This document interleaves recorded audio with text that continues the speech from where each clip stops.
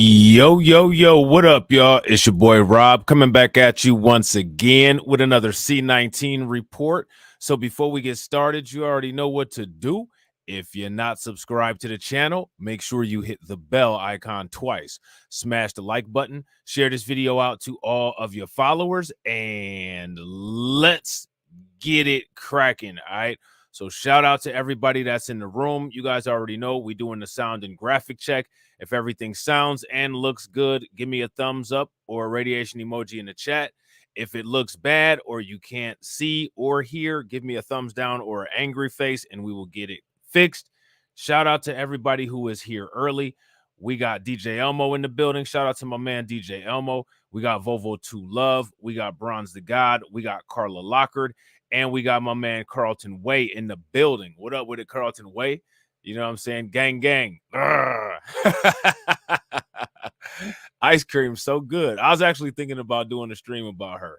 You know what I'm saying? I seen an article on BuzzFeed. I was thinking about doing a live stream on her, man. But by request, we're going to go deeper into this RFK situation, all right? Because apparently he's getting a lot of backlash. He's gotten backlash from the Democrats and he's gotten backlash from family members. However, as questionable as the things are that he may have said, there's one thing that we can all agree on. He's not dealing with the same consequences that Kyrie Irving, Kanye West, or Ronald Dalton dealt with. If you guys agree and that's a true statement, give me a thumbs up. If you disagree and that's a false statement, then give me a thumbs down and tell me why it's false. Okay. What we got right here is an article from New York Post, and it says RFK's sister and his nephew speak out on his quote unquote deplorable C19 comments. Now, I just want to gauge how you guys felt about him. Did you all feel that his comments that he made were deplorable, irredeemable, something that he'll never come back from? If you guys felt that way, then let me know, okay? So now here it says the sister and nephew of Democratic presidential candidate Robert F. Kennedy Jr. on Monday disavowed a conspiracy theory floated by the political scion last week, suggesting that C19 may have been genetically engineered to spare Jays and AAPI people. Shout out to my man AB Promotions. What's good with it, bro? I strongly condemn my brother's deplorable and untruthful remarks last week about C19 being engineered for ethnic targeting.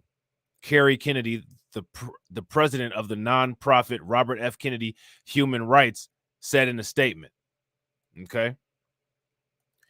His statements do not represent what I believe or what Robert F. Kennedy Human Rights stands for, with our 50-plus year track record of protecting rights and standing against racism and all forms of discrimination. The 63-year-old daughter of the late U.S. Attorney General and New York Senator added.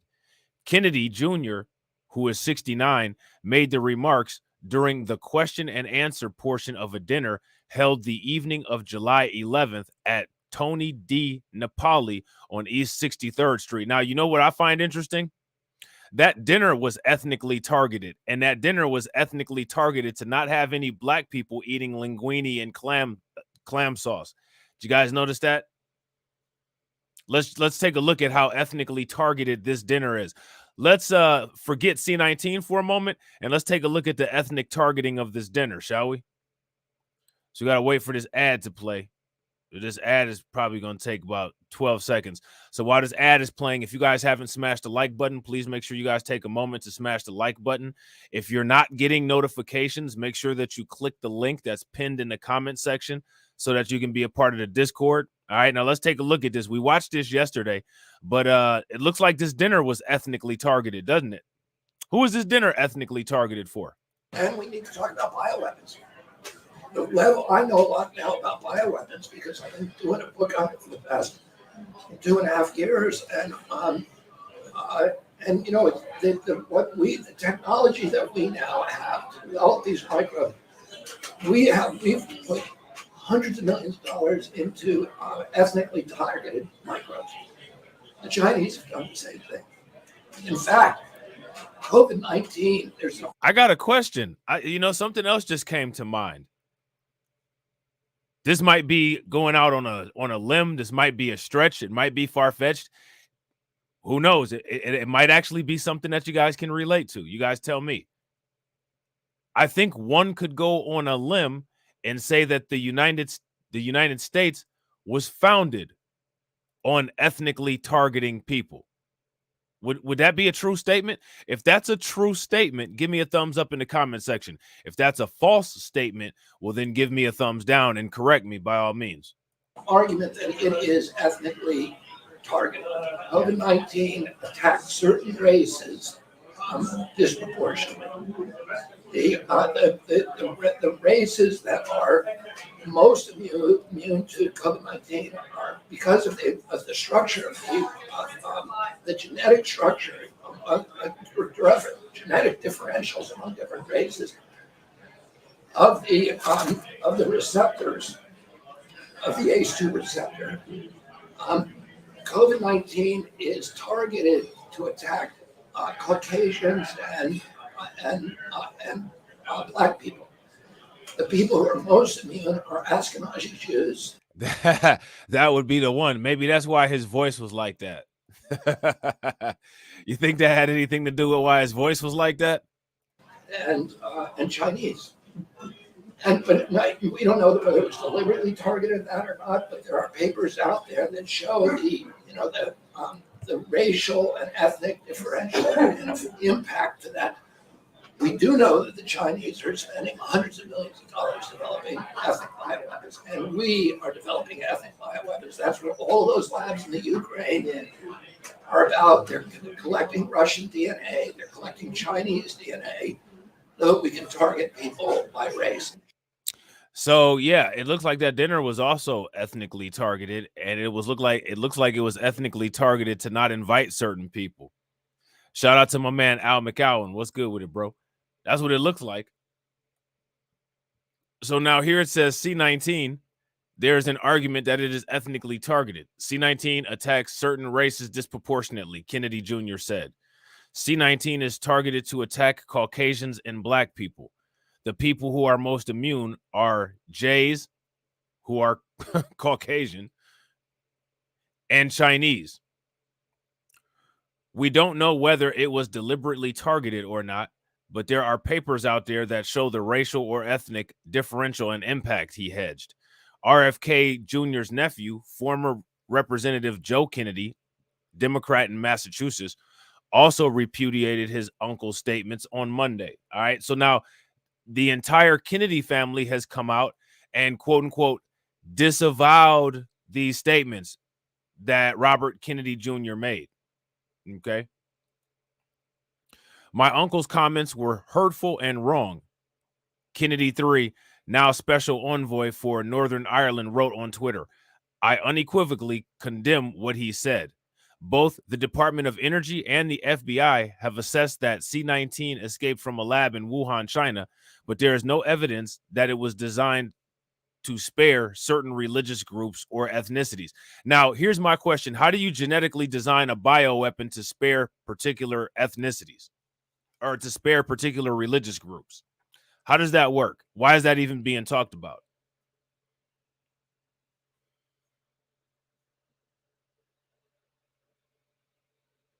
I agree, Vovo. Vovo says no shade. I know he has a medical condition, but would you want to deal with his voice for 4 years? If you guys are interested in dealing with RF Kennedy's voice for 4 to 8 years, give me a thumbs up. If not, then give me a thumbs down.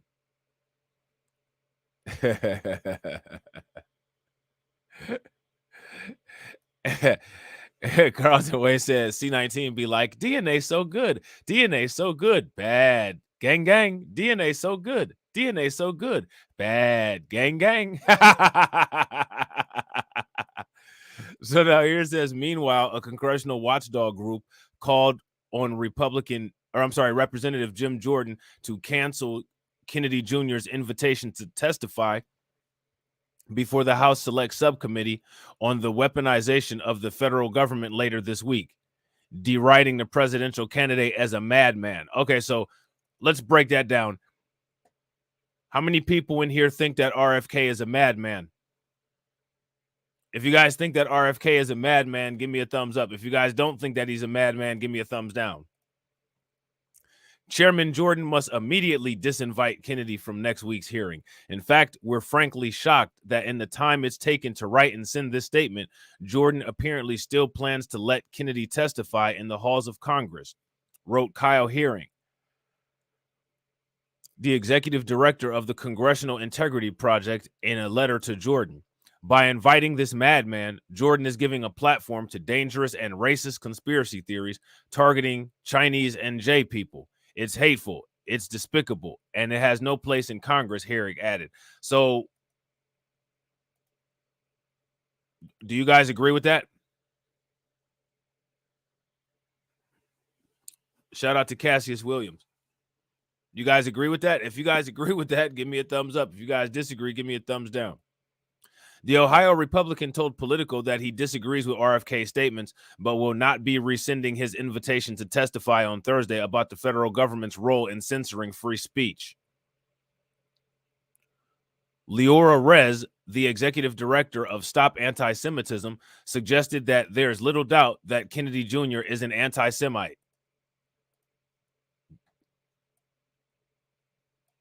What do you guys think about that? How do you draw that conclusion from that?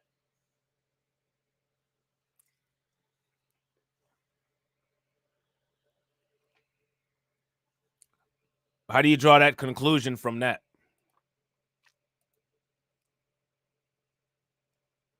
That's my question for you guys. Robert F. Kennedy can no longer credibly defend himself against accusations of anti-Semitism.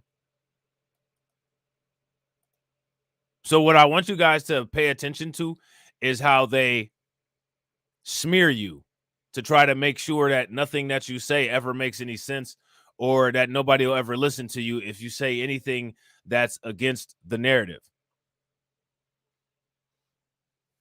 So now here's my question. Should we start doing that to people?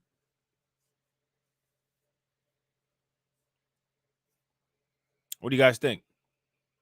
His recent comments regarding the C19 vaccine weren't taken out of context.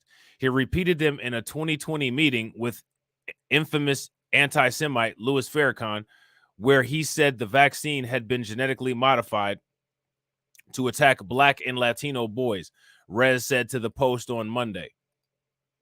Kennedy defender Roger Waters' Nazi-inspired Berlin concert, lauding Waters as a global hero and exhorting him to keep speaking truth to power. He also equated C19 controls with the Nazi policies that forced Anne Frank's family into hiding for years. Nor can these positions be attributed to ignorance. Kennedy's apology tried to distance himself from the specific anti-Semitic tropes his comments evoked. As anti-Semitic incidents continue to rise, we cannot tolerate anti-Semitism on the part of our elected officials, she added. Some polls have shown Kennedy garnering 20% support among Democratic primary voters. I do not believe and never implied the ethnic effect was deliberately engineered, the candidate wrote in a tweet on Saturday, attempting to clarify his recorded remarks. So now, what do you all think? What do you all think of all this? Cassius says that he feels that there could be some truth in what Kennedy is saying. So now you guys see that Kennedy's family condemned him, right? Take a wild guess who else condemned him? Democrats. Is anybody shocked? Anybody shocked that the Democrats condemned him? Democrats condemn RFK over reprehensible C19 remarks. Robert F. Kennedy is facing a fierce backlash over his claims that the C19 virus was manipulated to target white and Black people while avoiding Jays and Chinese people. Again, there's nobody that would attack blacks and whites in a cluster. You're going to just attack blacks. Yeah, he's running as a Democrat, Bronze. Anything that puts white people and black people in the same grouping, straight up false.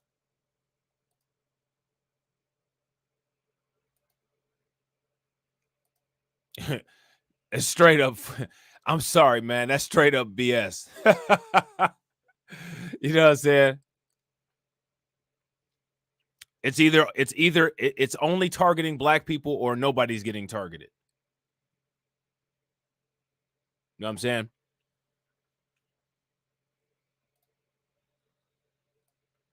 That's just the way it is.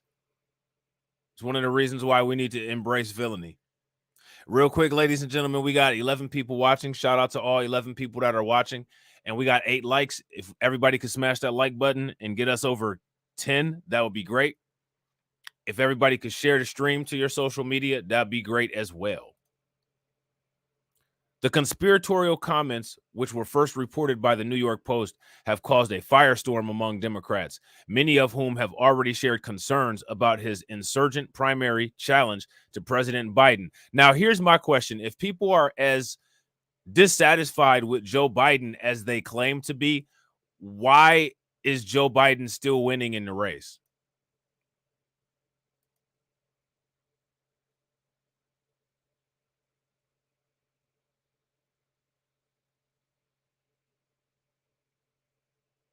That's my question. If you're not satisfied with the job that Joe Biden has done, give me a thumbs up in the comment section. If you're happy with Joe Biden and you feel that he's done a competent job being president, then give me a thumbs down. And somebody let me know if Joe Biden is as hated as everybody claims that he is, then my question is, why is he still winning? That's the question. Kennedy responded by calling the charges of anti-Semitism and anti-Asian racism leveled against him a disgusting fabrication. But many Democrats say the claims just confirm their beliefs that much of what he stands for is anti-ethical to their party. 2 Democratic House members argued they should disqualify him from the White House. Anyone who traffics in anti-Asian or anti-Semitic conspiracy theories, as RFK Jr. has, are unworthy of the highest office in the land, Representative Richie Torres told The Hill on Monday. So now I want you guys to understand the special provisions that are made for non-black people. You can say whatever you want to about black people, and you're welcomed wherever. You talk about certain people, there's issues. So now my question is, what are we going to do moving forward to correct that?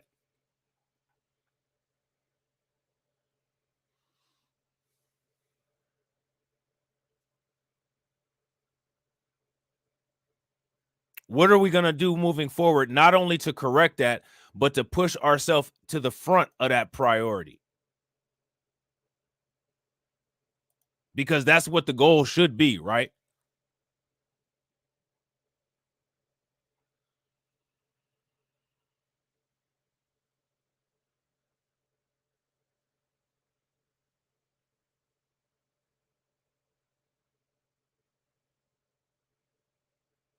Right? How many people are tired of videos talking about, well, look how they treat these people. They never treat us that way. Wouldn't you guys like to start seeing videos where we're laughing about how we dealt with somebody? Or can people just not even conceptualize that because of the conditions that we've been living in? If you can't conceptualize it, I'd suggest you start. Torres, a moderate who has expressed strong support for Israel, said those who are defending Kennedy after learning about his latest remarks are not to be taken seriously. And this is exactly what I just told you guys. The reason why they do this is to make it so that you're not listened to. Cash is making a lot of points down there. Shout out to Cassius. Throw some radiation emoji in the chat for Cassius.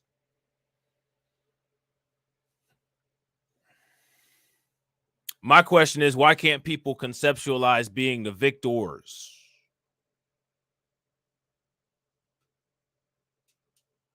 Why don't people know if they'd rather make videos about how we dealt with somebody versus how it's something that is not being done for us?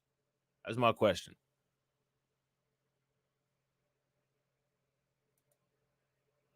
Representative Josh Gottenheimer, who is Jay, said yes in a text message when he asked if he also believes the comments should make Kennedy a non-starter for the White House. Over the weekend, Kennedy amplified a false theory that the deadly C19 pandemic was ethnically targeted and that the C19 attacks certain races disproportionately, suggesting Chinese people and certain J people were the most immune to the virus. Now, that would be interesting, and I guess there would be some type of legitimacy to it if the data didn't show how Europe damn near got wiped out by it and Africa sustained pretty well throughout the C19 crisis, despite, being in social economic ruin. And the most advanced countries in the world got hit with C19 the worst. That says something about the integrity of the people in those places. Biologically, that is. We don't know whether it was deliberately targeted or not, but there are papers out there that show the racial and ethnic differential and impact, he added, according to the New York Post. Democratic officials and anti-discrimination leaders, and my question is, who are these anti-discrimination leaders? Because I think it's discrimination that people prioritize things that they say about certain groups of people over the treatment of other groups of people. I think that that's a form of discrimination.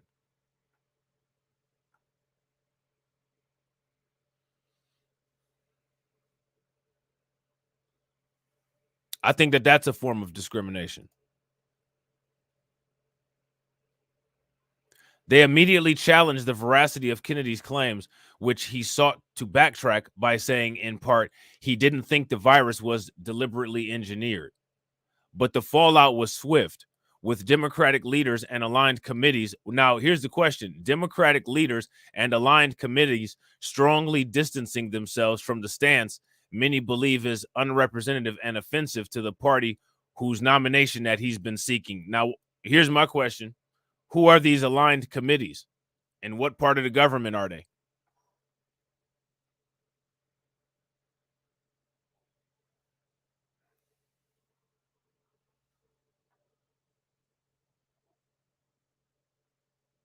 Who are these economic committees, and what part of the government are they?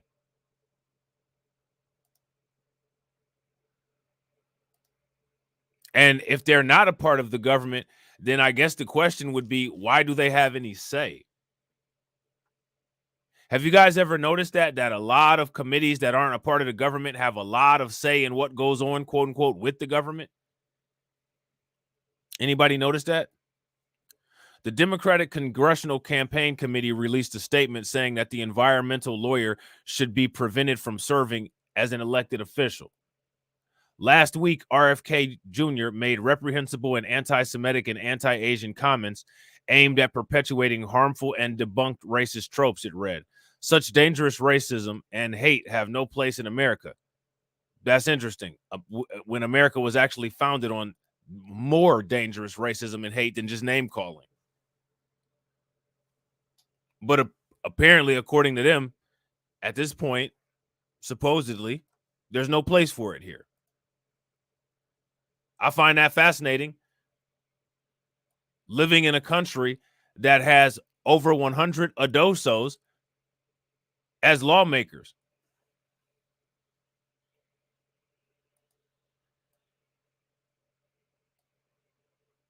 But according to them, there's no place for it. I mean, there's plenty of room in the White House and in the Capitol building, it seems like, doesn't it?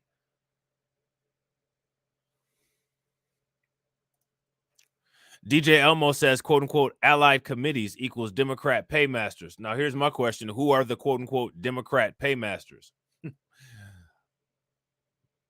We'll be going over that. Demonstrate him to be unfit for public office and must be condemned. Jamie Harrison, chairman of the Democratic National Committee, also called the comments deeply troubling, tweeting that they do not represent the views of the Democratic Party. Even his sister, which we just read, Carrie Kennedy, who serves as the president of the Robert F. Kennedy Human Rights Organization, said she strongly condemns her brother's deplorable and hurtful remarks. As the leading Democratic primary challenger, the 69-year-old Kennedy has come under intense scrutiny over his views on vaccines and for sowing skepticism about the science-based information Democrats have relied on to address the pandemic. Vaccine and infectious disease experts, as well as other members of the medical community, have regularly condemned Kennedy's stances that have questioned the effectiveness of life-saving shots. Now, what's interesting is that information has come out that has somewhat substantiated some of the skepticism.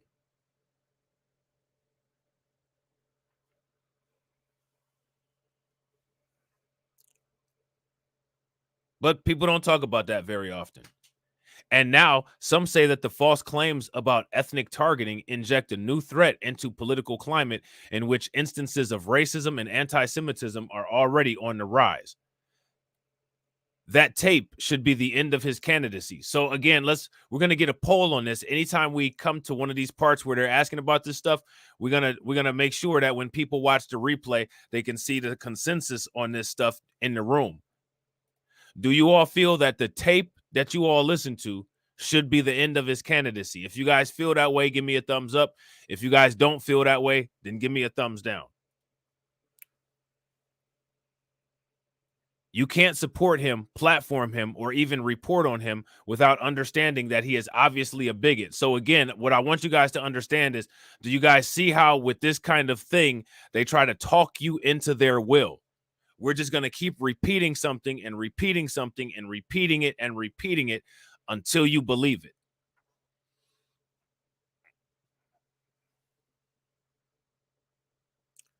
That's a tactic.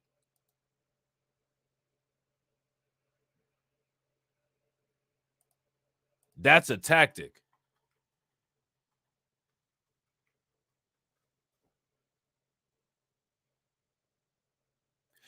Kennedy's comments come after also recently asserting without proof that the Chinese people are developing ethnic bioweapons.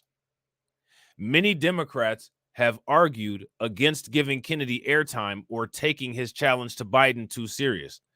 They see his repeated anti-vaccine rhetoric as harmful and introducing or perpetuating racist conspiracy theories equally harmful. To me, he's crossed a line. In the early months of his upstart campaign, Kennedy has shown signs of traction. He's pulled in double digits in a handful of surveys and has managed to stay on top of some critical headlines without too much damage to his bid. He's also been able to seize on Biden's low popularity and voter apathy, tailoring his message to those who want to see someone else be nominated and elected in November. Now, here's my question. How many people here want to see somebody else aside from Biden nominated or elected in November?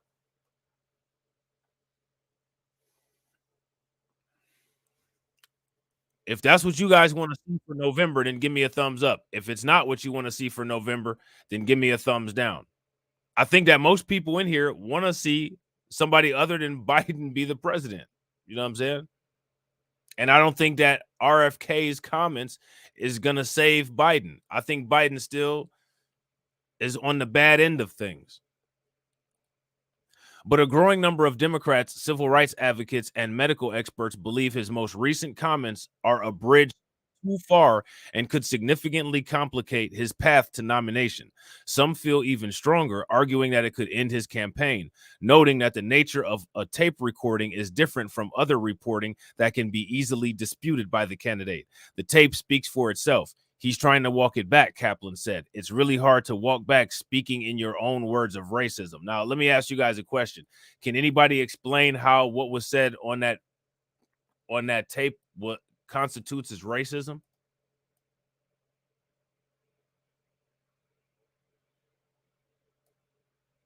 Is there anybody that can explain that? And shout out to everybody that's hitting the Nightbot. Appreciate it, John.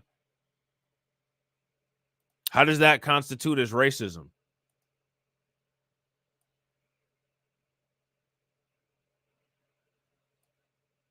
That's my question. That's that right there. That's what I don't understand.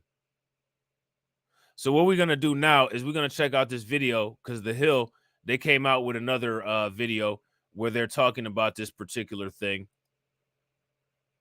And what this video is talking about is it says that RFK denies MSM smear that he said that C19 was an ethnically targeted bioweapon. Now, if I'm not mistaken, what he said was that it affects he said that C19 itself, the disease itself, targeted those groups disproportionately. He said that the AAPI people over in the biggest AAPI country have engineered weapons that can target people by ethnicity, but I don't recall him actually saying that C19 was designed to do that. I don't recall that. So what it sounds like is that his words are being stretched. A lot of stretching going on this week. You know what I'm saying? Shout out to Jason Love.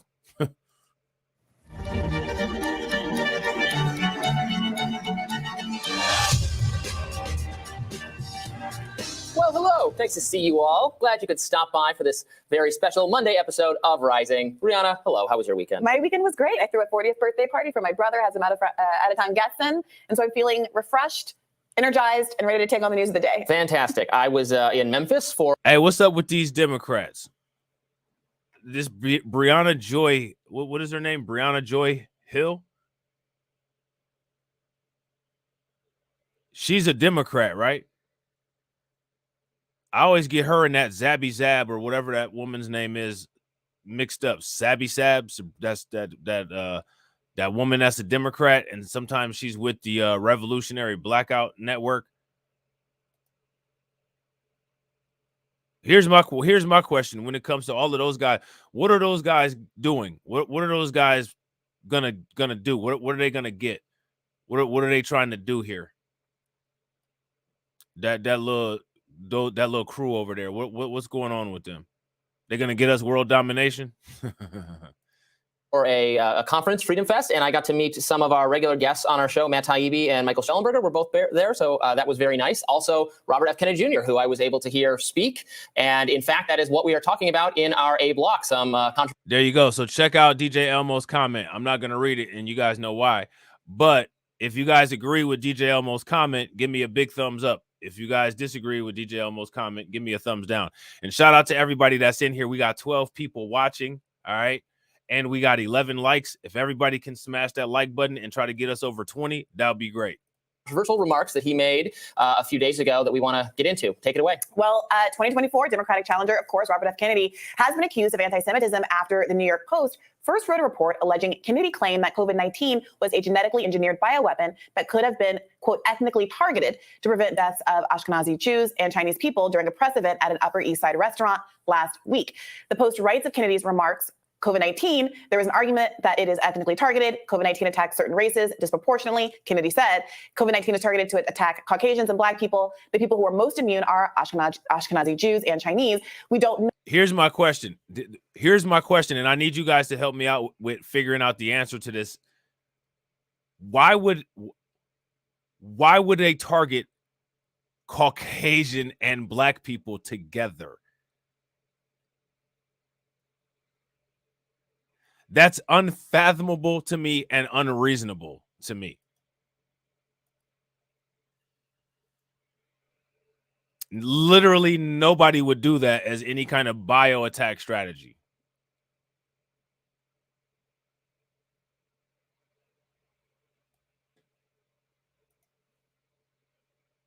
Do you guys agree that that's absolutely that's absolutely wishful thinking and insane? know whether it was deliberately targeted or not, but there are papers out there that show the racial or ethnic differential and impact, Kennedy added. The Post Jonathan Levine then posted video of the encounter. Here's the first part of that. And we need to talk about bioweapons. Well, I know a lot now about bioweapons because I've been doing a book on it for the past 2.5 years, and you know, the technology that we now have to develop these microbes, we've put hundreds of millions of dollars into ethnically targeted microbes. The Chinese have done the same thing. In fact, COVID-19, there's an argument that it is ethnically targeted. He said, what he said was that there's an argument. There's an argument. He didn't make the claim himself. He brought up the fact that there's an argument.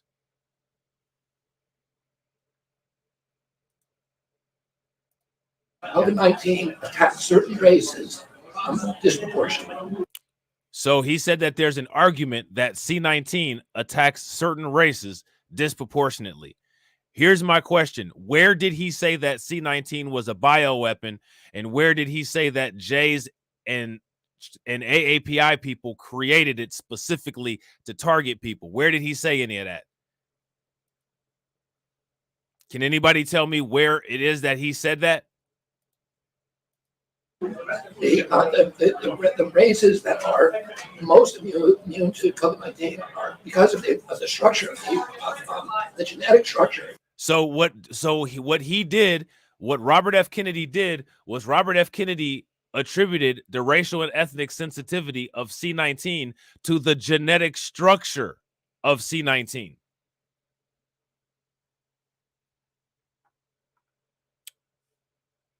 Right? Like, nobody's crazy here. We all heard this correctly, right?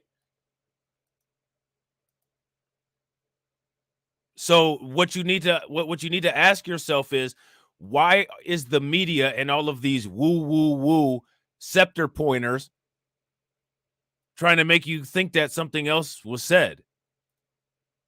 I'm gonna run it back again. Now, this is the third time that we've seen this, and shout out to the replay viewers. If you watch the replay, make sure that you guys make a comment in the comment section.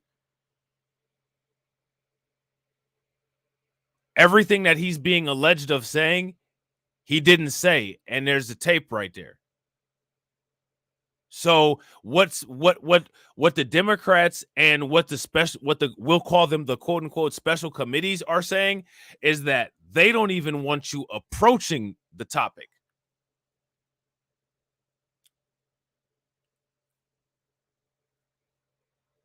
Would you guys agree? And that right there is what Cassius has been saying. That's what Cassius has been saying in the comment section. They don't even want you going near the topic.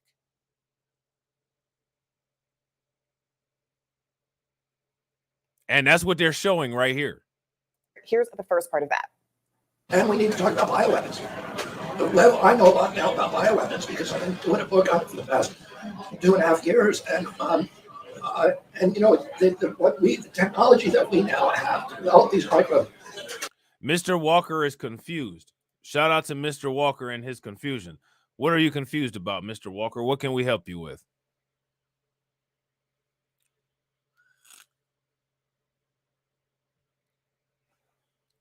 What can we help you with today?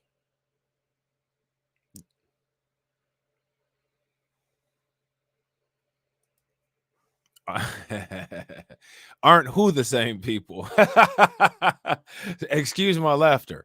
Aren't who the same people? Who are we talking about here? We've put hundreds of millions of dollars into ethnically targeted microbes. The Chinese have done the same thing.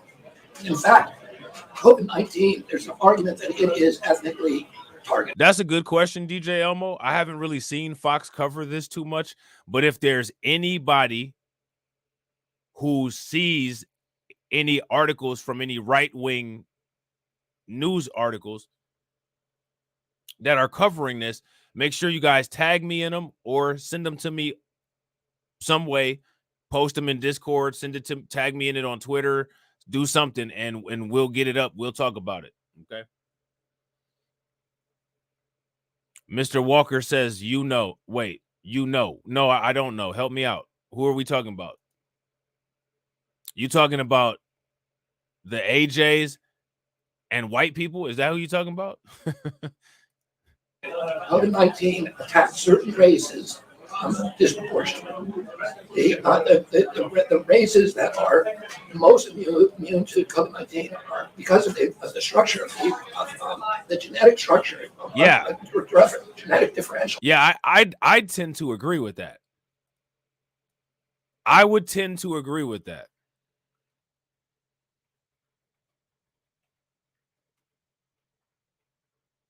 I would tend to agree with that. And the reason why I would tend to agree with that is because the Democrats have always said to trust the science. And so here I am in all of my foolishness, right? Here I am in all of my foolishness, trusting the science.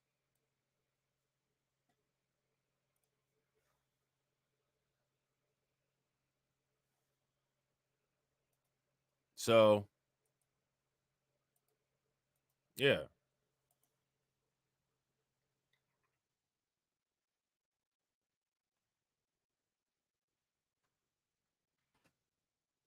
So here's the article for that, right?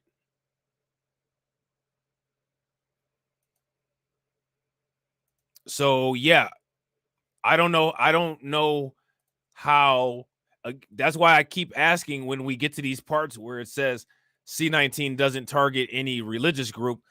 Here's my question for everybody. Does anybody know of any virus that targets any religious group specifically?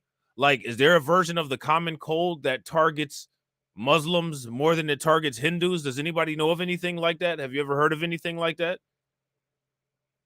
Different races of the receptors of the ACE2 receptor. COVID-19 is targeted to attack Caucasians and Black people. The people who are most immune are Ashkenazi Jews and Chinese. And here's the second part of that video. We don't know whether it was deliberately targeted that or not, but there are papers out there that. So he clearly just said we don't know if it deliberately targeted that or not. I want to make sure everybody heard that. Did you guys hear him say, so we don't know if it deliberately targeted that or not? He literally just said that. So here's my question. What is it exactly that we're supposed to condemn? What is it that we're supposed to be wooing and pointing our scepters at and condemning?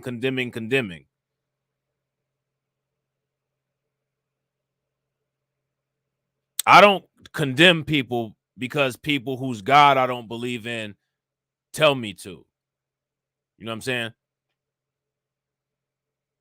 I condemn people based on my assessment of available facts, logic, evidence, and data. And what they're asking us to condemn this individual based off of is something that they said, not something that he said. So I think that that's kind of weird. And I think that it's kind of disingenuous. And I kind of find it interesting that there's not really anybody calling these organizations out saying, well, he didn't say what you guys are saying that he said. You think that everybody's scared? You think that everybody's too much of a bitch?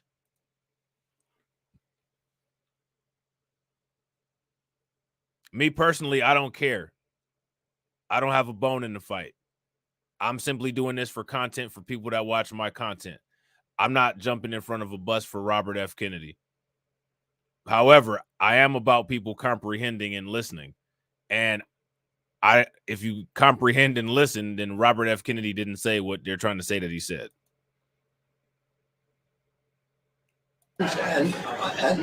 Which is interesting because that seems to be a clear pattern. When you go back and look at what we're supposed to be condemning people for, in most cases, the people didn't say what it is that we're supposed to be condemning them for. They never said what the claim was that they said.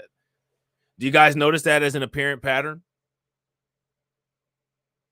These organizations are always trying to get you to condemn people for things that people did not say. Now, my question is, what would be the purpose of that?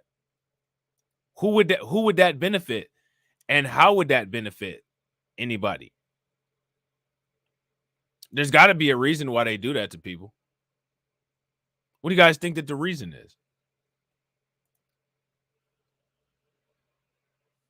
It's got to be some reason. What's the reason? Black people. The people who are most immune are Ashkenazi Jews and Chinese. And here's the second part of that video. We don't know whether it was deliberately targeted that or not, but there are papers out there that show the racial and ethnic differential impact of that. We do know that the Chinese are spending hundreds of millions of dollars developing ethnic bioweapons, and we are developing ethnic bioweapons. That's what all those labs in the Ukraine are. Appreciate you, DJ Elmo. Collecting Russian DNA, they're collecting Chinese DNA, so that we can target people by race. Now, we did invite Levine on the show, but he passed on that invitation. If he changes his mind, of course, he is welcome to come and talk to us. Kennedy has strongly denounced the Post's take on his comments, tweeting that the New York Post story is mistaken. I've never, ever suggested that the COVID-19 virus was targeted to spare Jews. I accurately pointed out during an off-the-record conversation that the U.S. and other governments are developing ethnically targeted bioweapons, and that a 2021 study of the COVID-19 virus shows that COVID-19 appears to disproportionately affect certain races, since the furin cleavage docking site is most compatible with blacks and Caucasians and least compatible with ethnic Chinese, Finns, and Ashkenazi Jews. In that sense, aren't Finns white people? Aren't Finns Caucasian? Finns are Scandinavian white people from Finland, correct?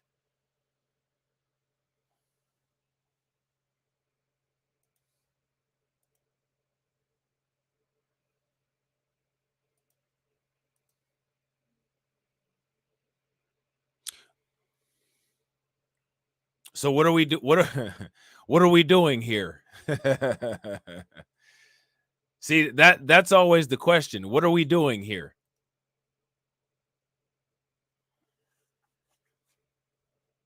What are we doing here, guys?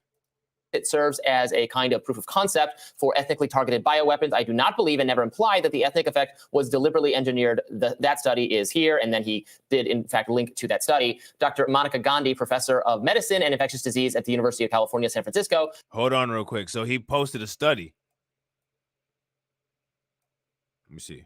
Bioweapons. I do not believe and never imply that the ethnic effect was deliberately engineered. That study is here, and then he did, in fact, link to that study. So here's the study that he had a point there, and he posted a study that I guess somewhat backs up some of the things that he was saying.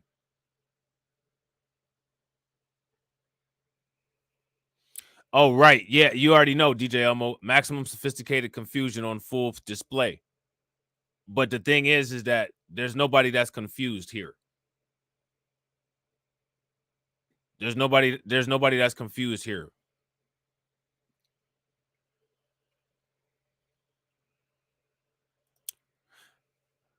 I should actually find this study, and we should check it out. Study, Dr. Monica Gandhi, professor of medicine and infectious disease at the University of California, San Francisco, told the Post, no, I don't see any evidence that there was any design or bioterrorism, that anyone tried to design something to knock off certain groups. Journalist Michael Schellenberger points out that RFK Jr. RFK Jr. didn't suggest that C19 was designed to knock off any certain groups. That was never suggested in any of the tapes that were played.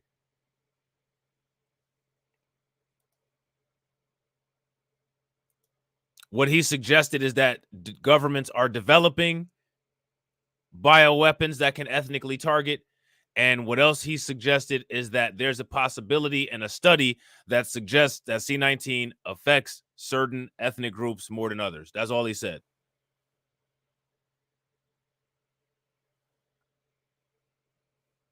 And that's very easily provable right here. So now my question is, why is everybody condemning his remarks? The reason why everybody is condemning his remarks has to be because he simply mentioned certain people in a negative connotation. Not even necessarily a negative connotation, just in the proximity of negativity.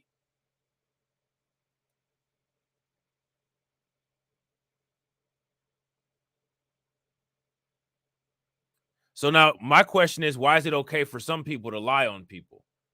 And another question is, why aren't they calling these people the cancel mob? Because what this looks like is it looks like they're trying to cancel RFK.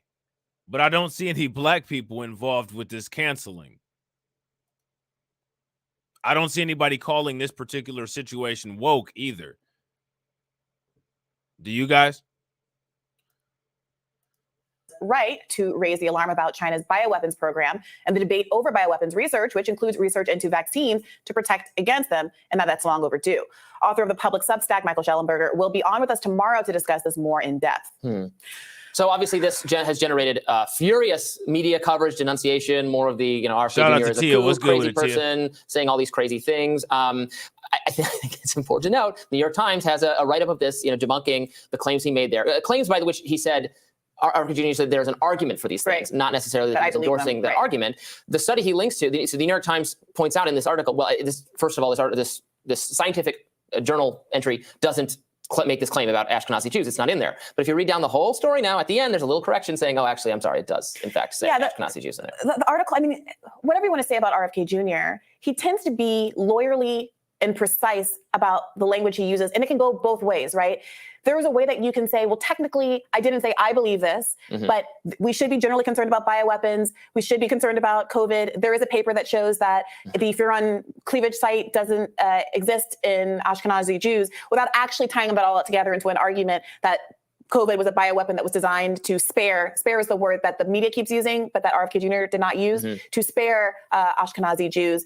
And then there's another way that this is being characterized as the other racial groups that are also implicated in his statements, Chinese people, the Finns, black people, are being kind of shut out of this conversation.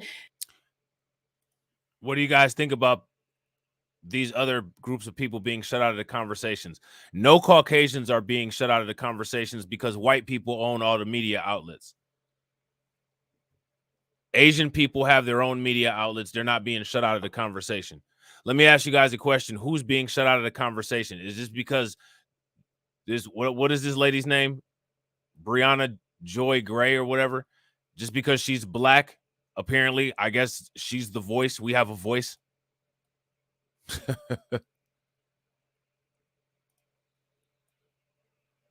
Where is our brick and mortar media company that's talking about this from our perspective that can put something into record that a social media company can't erase? Where is it? And now the thing is that we can't just keep saying, where is it? We have to create, build, maintain, and sustain one. One thing that people got to stop doing this. The answer for everything isn't we're powerless. The answer for everything is to get power and then get more power until you get all the power, or at least as much as you can get.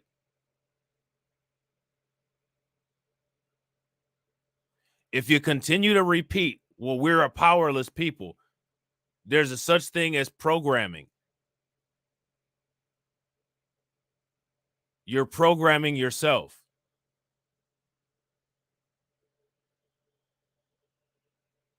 Would you guys agree?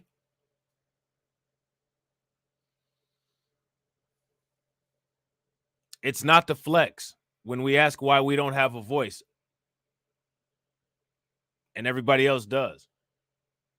It's not a flex to say we're a powerless people. World domination is a flex. Would you guys agree?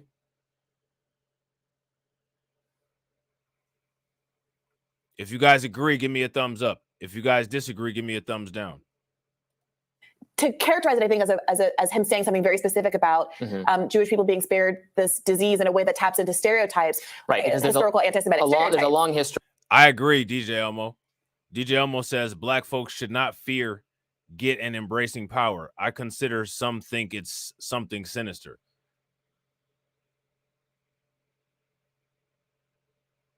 Shout out to Val. What's good with it, Val? If it's sinister, so what? Somebody's got to do it. What's more sinister, us having all the power or us being slaves again?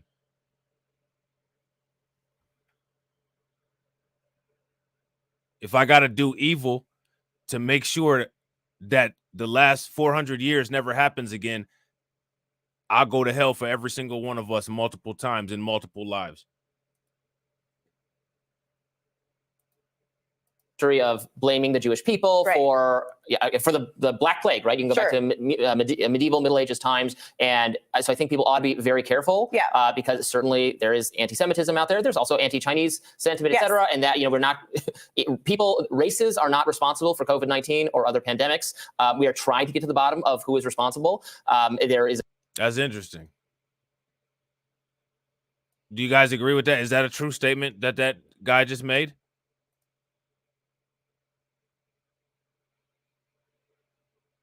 So we're responsible for all of the crime in the United States, despite the fact that the United States isn't completely a black ethno-state, but a place that is a particular ethno-state isn't responsible. How's that work?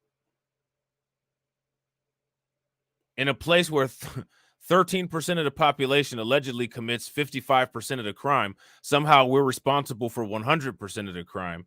But in a place where 100% of the population is the same race,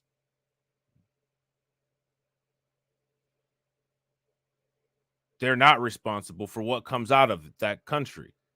How does that work? If that was a word problem in a math book and you had to answer that question, if you answered it any way other than the obvious way, you'd get the answer wrong. Right? Real quick, ladies and gentlemen, shout out to everybody that's watching. We got 15 people watching.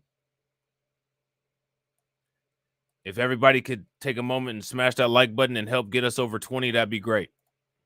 There's a theory that really, no one is responsible. It arose in natural animal spillover, and there's a theory that there are specific people responsible, people who funded dangerous research in unsafe lab conditions. This impugns our government. It impugns the Chinese government. It is certainly not. So now he said that there are. Now I want you guys to pay very close attention to what he said, right? Because I want to show you guys something. I want to show you a trick.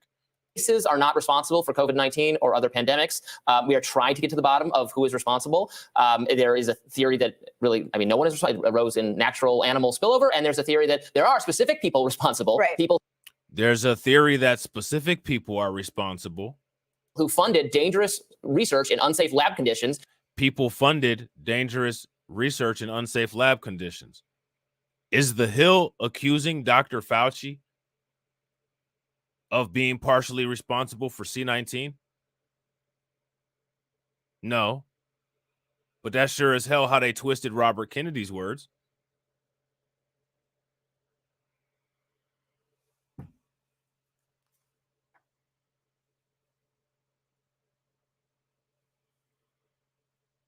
See how that works? Now, another thing that I think is interesting is that meeting that they had, or that dinner, it was supposed to be off the record. So who brought a camera in there? Who brought that recorder in there? Nobody's asking who recorded the video. Where'd the source come from? I wonder what the source's first and last name were. And remember, they were in New York. You think this is a shakedown? This impugns our government. It impugns the Chinese government. It is certainly not, it's not race specific at all, and shouldn't be made race specific. So I understand people's frustration with going in that direction. But the study did, it is possible to have diseases that affect people based on where they are. Sickle cell anemia, right, is more affects Black people. Yeah, that is a reality. Cystic fibrosis. Yeah. Sickle cell is a race specific disease.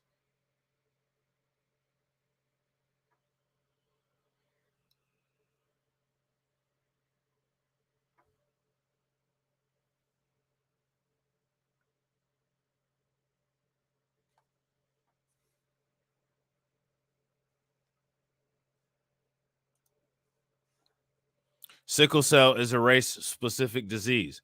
That's actually not a disease. It's a modification on fibrinogen in the cellular membrane of red blood cells to stop malaria carrying parasites from getting inside of it.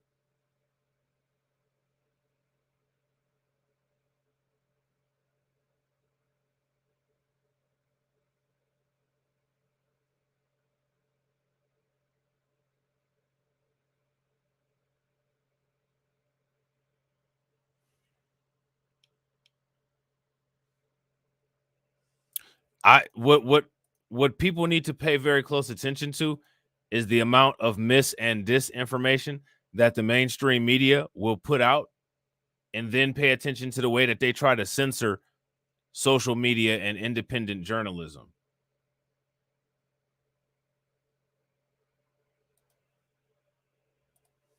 Yes, but what's so funny, and not funny, but the irony is that Democrats in the early days of the pandemic were so sensitive to the disproportionate effects that it was having on specifically Black and brown communities, specifically the Black community. Right. Black people, it's like a known. It's in fact the progressive thing to point out. So now I'll pay very close attention to this woman on the Hill.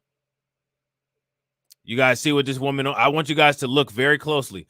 Look at this woman on the Hill. Now, I'm going to ask you guys a question. What is this woman on the Hill doing? What is she doing right here?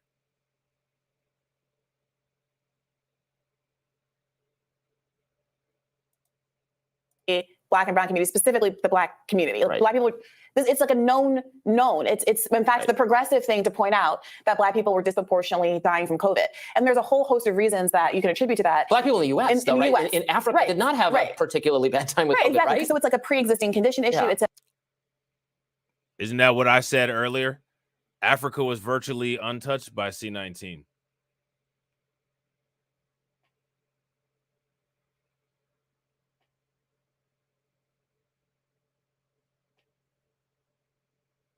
So now what does that say? Now, see, what I find interesting is that there's not any studies that compared the differences between the effects of American Black people versus the difference in effects on people from Africa and how they dealt with C19. Shout out to Black Bitcoin Key. What's good with it, bro? Now, my question that I want to ask you guys is, what do you guys think that the differences might have been? Why is there a different effect here in the United States of American Black people versus people in Africa?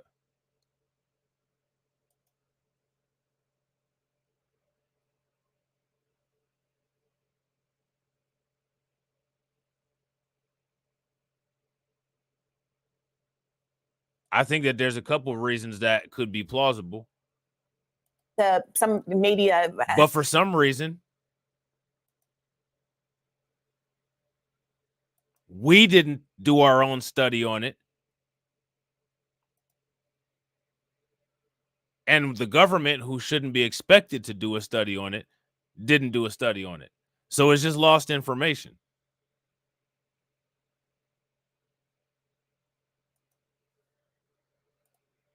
Having low Poverty, vitamin obesity. D before contracting COVID predicts bad health comes.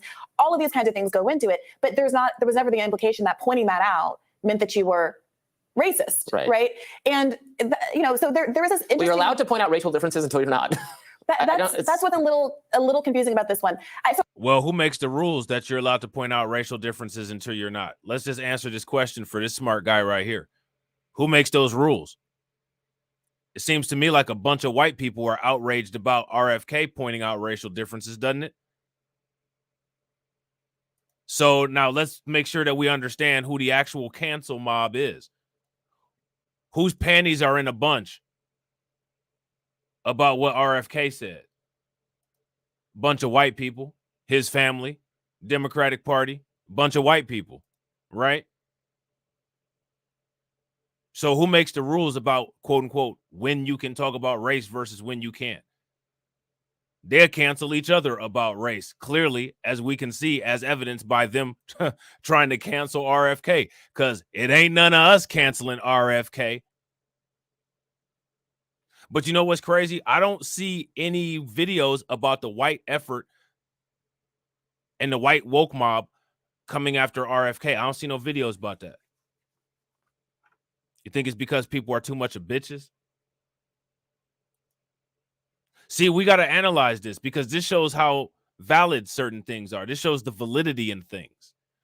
Why is this not called a woke mob situation?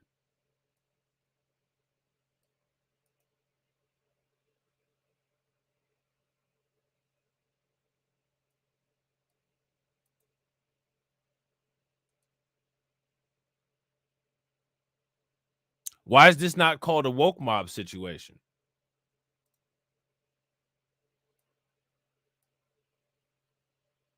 This right here has all of the makings for being classified as a woke mob situation, doesn't it?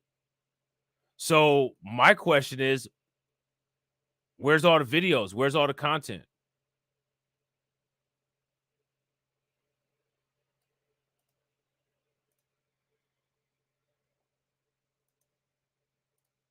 So again, I think that him yada yada yadaing, like saying a series of things in a row, without, even though he technically didn't say this, you know, the vaccine, the virus was designed to target this population. We know it was a bioweapon. Obviously, putting things out there in a sequence might lead people to that conclusion. And if you want to very strongly say that you're not drawing any conclusions, that you're just saying that these are things that people should be concerned about more broadly, then you should probably make that clarification. And now he has. And the media is not interested in that, probably for the same reason that the media is not interested in giving him a lot of grace in other circumstances. But I do think he has to take responsibility on sometimes using lorely language in a way to say technically truthful things that could be taken out of context. So she says that you need to take responsibility for saying truthful things that could be taken out of context. Here's my question. What is it that he said that could be taken out of context? If you ask me, what he said was purposely taken out of context to deter other people from looking into that particular subject matter. If you guys agree with that, give me a thumbs up. If you guys disagree, give me a thumbs down. And real quick, shout out to everybody that's watching. We got 18 people watching and we got 17 likes. If everybody can bang on that like button and get us over 20 likes, that'd be great. In a way that is inaccurate and potentially even dangerous. That being said, there are people who are acting as though the possibility of the development of bioweapons is the crazy part, that the scientific study that shows that certain ethnic groups don't have this fear and cleavage site is the crazy part. The Amish were part of his statement as well, and they're being kind of erased from this because I think the idea of there being a specific ethnic attack on the Amish isn't as kind of sexy in the media play as obviously charges of anti-Semitism, which for obvious reasons people are very sensitive to, and they should be. But the way this is being framed, the repeated... Notice how they got the black lady saying all that stuff so the white guy can keep his job. Just pay close attention. And like, she's a willing participant. Like, look at how happy she is to do her job. She's like Stephen A. Smith, how happy she is to do her job. Use of the phrase, he said it would spare the Jews. It almost feels like the media is creating language that will make it... more controversial, make what he said more controversial than it is. Well, I don't think that's necessary. Well, who's the media ran by, lady? Is the media possibly ran by those people? So they're going to use their language to benefit from that situation as much as possible. Shout out to my man Torian. What's good with it, bro? Let's conceptualize this real quick. Why would the media twist Robert F. Kennedy's words? Is there any investment? Is there a value chain sequence of events happening right here?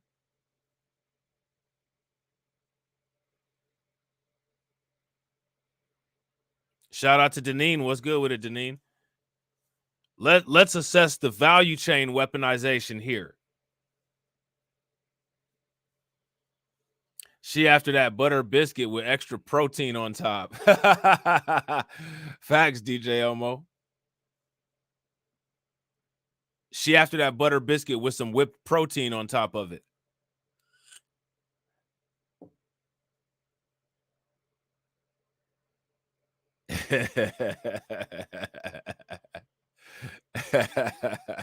To have some critique of his slipperiness with some of these theories here. Sure. And we can't just try on the whole bio weapon, the labs. Michael Schellenberger in his post about this, and I can't wait to talk more about this with him tomorrow, points out all the exceptions in official international laws that govern whether you can have deadly pathogens in labs. There's all these kinds of exceptions. Obviously, we can't just trust. We know, unfortunately, we can't just trust the scientific community not to go meddling in things they shouldn't meddle with. Barack Obama paused the gain-of-function research, decided this was too dangerous and it can't be done anymore. And Fauci signed off on them doing it anyway because there was some technical language for exception, national security exceptions. You can drive a Mack truck through the hole created by those. Right. So it's just like, you're not crazy if you're not going to take for granted the word of the U.S. health officials or the WHO. Oh no, this is never being done, and there's no kind of dangerous pathogens being held anywhere. Like, we know that's not true. Yes, in fact, I was trying to look into this and read some of the articles that RFK Jr. was referencing to support what he was saying about the existence of this cleavage site in some groups versus others, and then to look at counter evidence in other kinds of medical journals. And I found one report from 2020 that was making the case for why COVID-19 was not a bioweapon. So now here's my question: is RFK going to lose his bank account? Is RFK going to lose his businesses? Now, they've already said, right? I want you guys to identify the value chains at work here. This is what's important because I need to prove my case about how these value chains work. These value chains are invisible safety nets that are links to keep the good old boy network in place.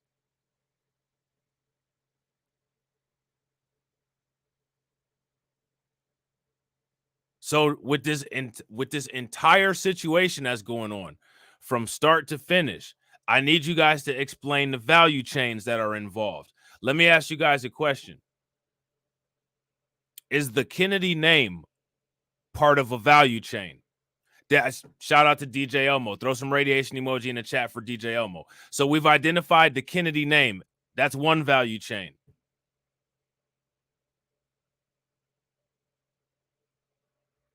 As soon as the specific group of people is mentioned, the media attack, is that part of a value chain?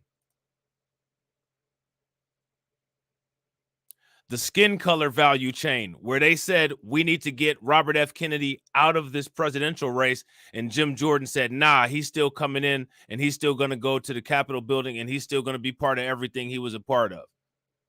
So right there, we're looking at 3 value chains.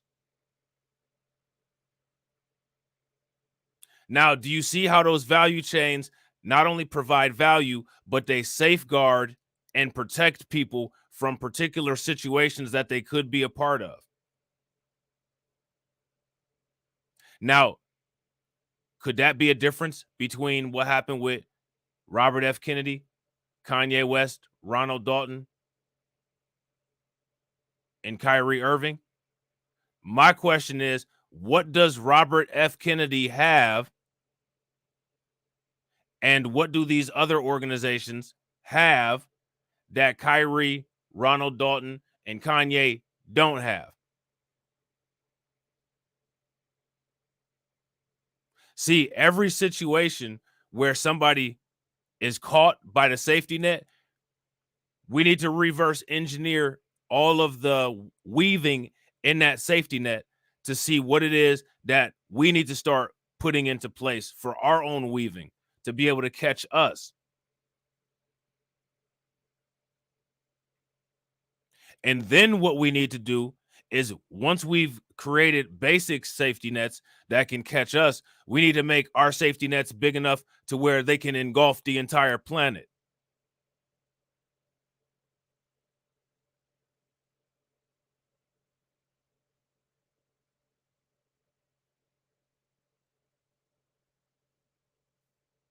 Shout out to Carla. Long-standing political connections. Now, the thing that's interesting is that the Kennedys and the other side of this issue both have long-standing political connections, don't they?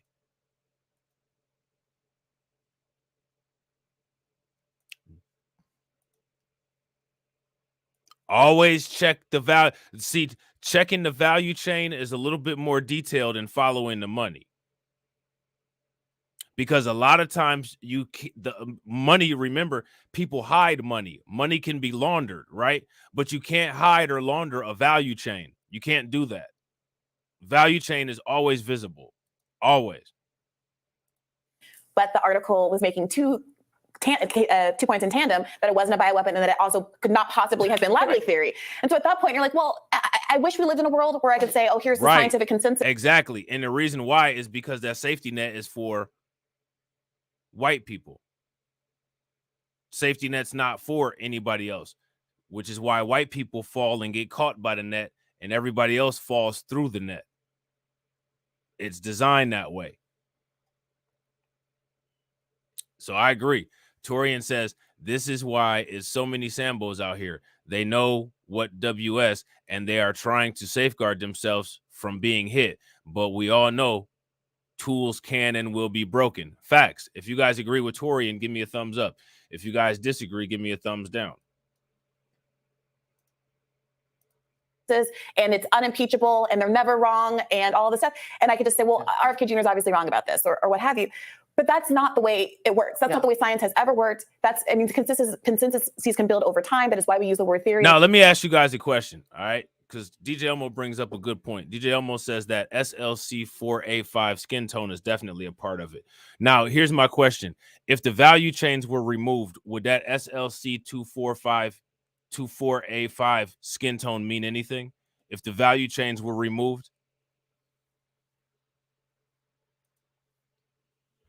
The only reason why that skin tone means anything is because many people of that skin tone use that skin tone as an identifier to allow access to the resources that their value chains have to offer. If the value chains were rendered useless, would that skin tone mean anything other than you're more susceptible to melanoma?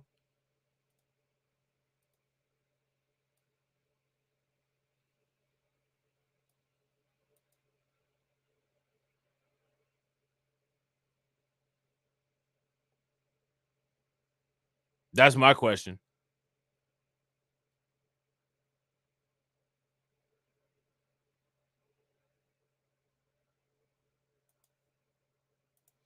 In a scientific context. And I do worry, like I have some empathy for the idea of wanting to say, hey, bioweapons research, generally speaking, is something that's scary and that is ongoing. We're having a national conversation about whether to send weapons that we know are deeply dangerous to children, cluster bombs, and to civilians across the world. And there's no skepticism about what those can do, and we're doing it anyway, and we're being gaslit about the wisdom of that.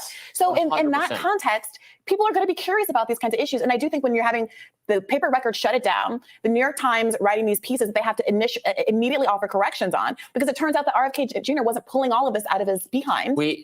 That author we had on a couple weeks ago who wrote that book about lab leaks in general, she said something so interesting, which was that in past lab leaks, even if they happen in the anthrax in the Soviet Union, when that happened, of course, the government tries to cover it up and says it didn't come out of a lab. And then scientific experts in this community of researchers, even who are not on the payroll of that government, but are elsewhere, maybe even rival governments, will back up the idea that it was not a lab leak because they have the same incentives to say it did not emerge from a lab. And that is, I think, and that's happened over and over again. And that's why we can't just intrinsically trust everything we hear from these people every single time without a little bit of skepticism and pushback. Yeah. So now here's the problem. What happens when you get punished for skepticism and pushback?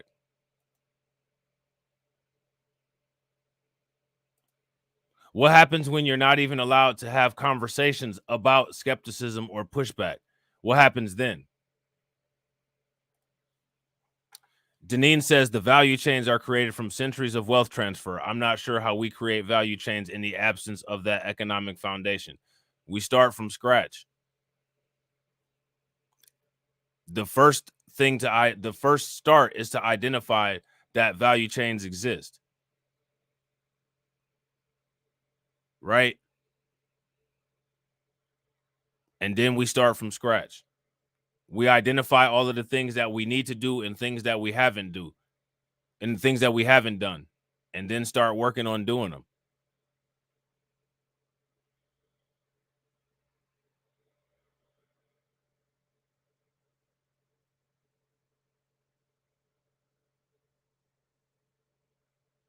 What people got to understand is that if this is stuff that people really want, what people got to understand is that many people that are alive today are not going to see any benefit from this.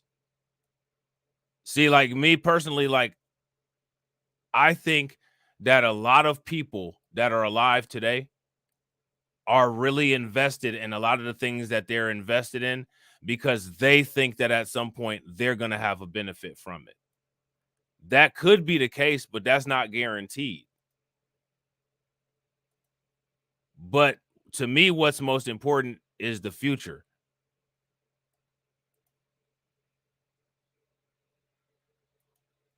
If you ask me, the future is the most important thing.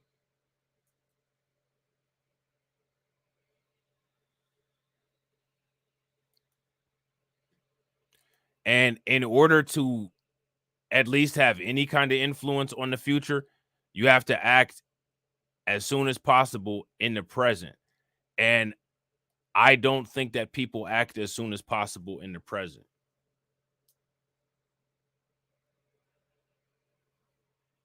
I think we're looking at that right now.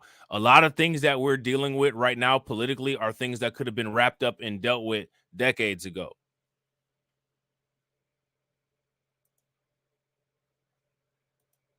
And a lot of the people that are responsible for dropping the ball on those things that could have been wrapped up and dealt with a decade ago are the people that are trying to point out other people and call people millennials and say that people are not doing things that they're supposed to be doing, when these people are 10, 15, and 20 years older than everybody else.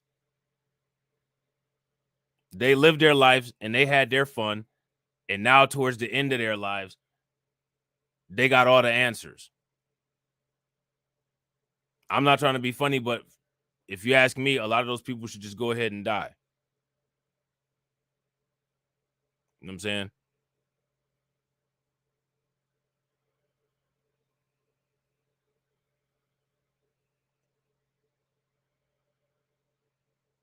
These are things that got to have a strategic plan, and they got to go down generations.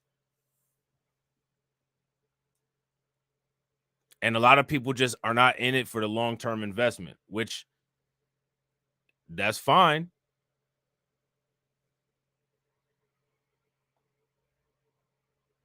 But it's a choice. You know what I'm saying?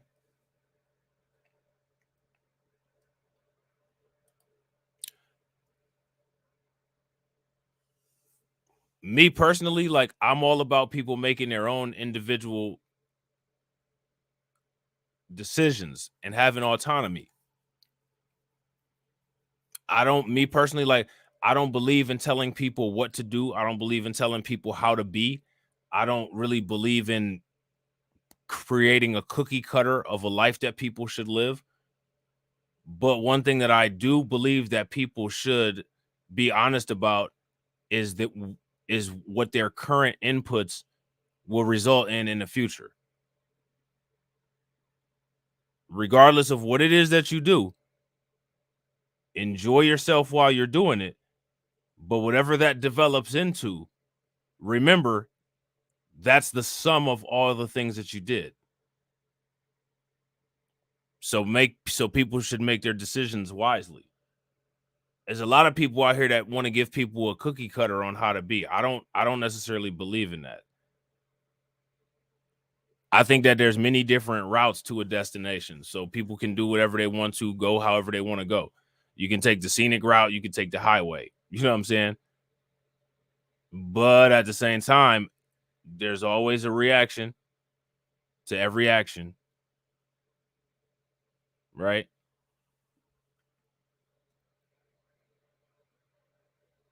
Torian said, by the time we do that, they'll be on to the next chain. I have a feeling AI might be involved.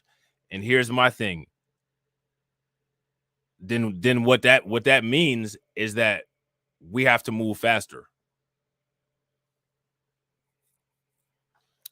In every competition, in many cases, there's always a case where the team that wins was behind at some point. You know what I'm saying? It's just a part of survival. You know what I'm saying? Deneen said our ancestors were fighting for things they knew they would never see come to pass. That could be a possibility. Me personally, I don't know what was going on back then, other than they were dealing with savagery. You know what I'm saying? But one thing that I do know is that we have a lot of catching up to do, as far as our future goes. And catching up and our future is not going to be contingent on any kind of deal that anybody thinks that they're going to get dealing with any of these people.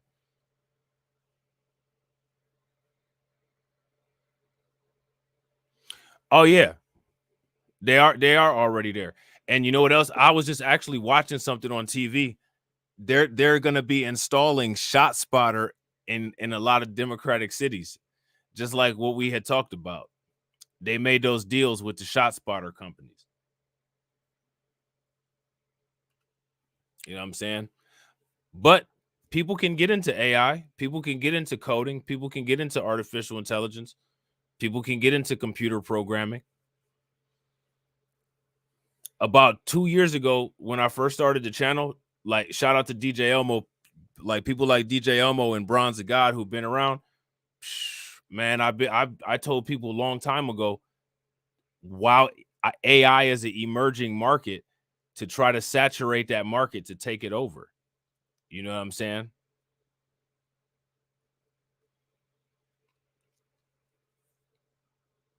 There's still opportunities in a lot of different stuff. But the thing that's interesting, though, right, is that when it comes to a lot of the content that's available, there's not a lot of available content that a lot of people watch that talks about future or emerging markets. AI ain't the only thing. There's the Internet of Things, you know what I'm saying? There's the metaverse, you know what I'm saying? There's all kinds of stuff that's coming. I did this one video, I think Carla and Val was here, where we talked, we had this whole forum where we talked about future businesses. Remember we talked about when we talked about what do we call those? Intermediary docking areas, you know what I'm saying? Interplanetary service stations and stuff like that. Mapping a travel route. You know what I mean? Torian said, how many black people do you think on estimate are in that field now? Probably probably very few.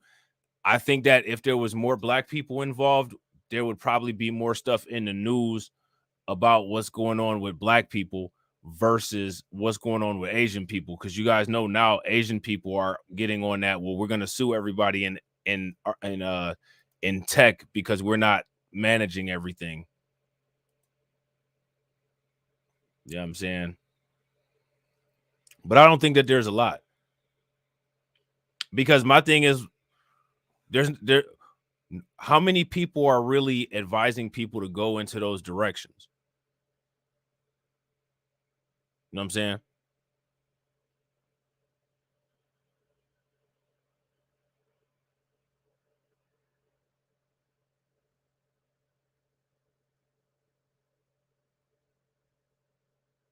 How many people are saying, you know, people should really be looking into getting into this kind of field? People should be looking into getting it. You got people now that's like telling people to go back to school to be plumbers and shit like that. You know what I'm saying? Like people like, yeah, do HVAC and do plumbing. Like, I mean, that's cool and shit, but like, really? It's 2023. Soon they'll be having nanotechnology do surgeries and shit. You know what I'm saying? Well, see, all those cameras, that's setting up for the smart cities that are coming. You know what I'm saying? How many people heard of the Sustainable Agenda 2020 and Agenda 2020, Agenda 2030, Agenda 21?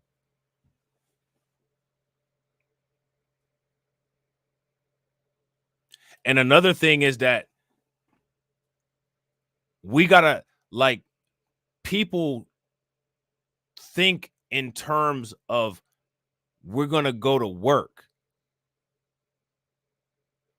We gotta think in terms of we're gonna create a market and dominate it. Create a market. We're gonna create a sector. It was a long time when I was talking about water manufacturing and fusion energy. And Carla and Val was around when I was talking about water manufacture and fusion energy. China's already developed a fusion engine. You know what I'm saying? That could revolutionize the whole energy dynamic.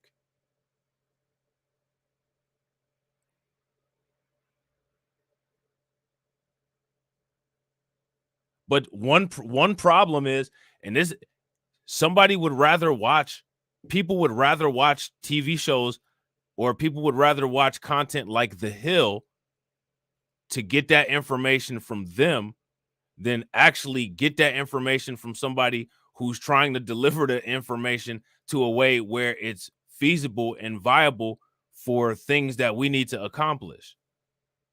I can't change that about people. You know what I'm saying? Like, I can only deliver content. People got a lot of like psychological issues and soul searching that they got to do. You know what I'm saying? Which, you know, you guys know me, I don't believe in a soul. But for those people that do believe in souls, they gotta do soul searching.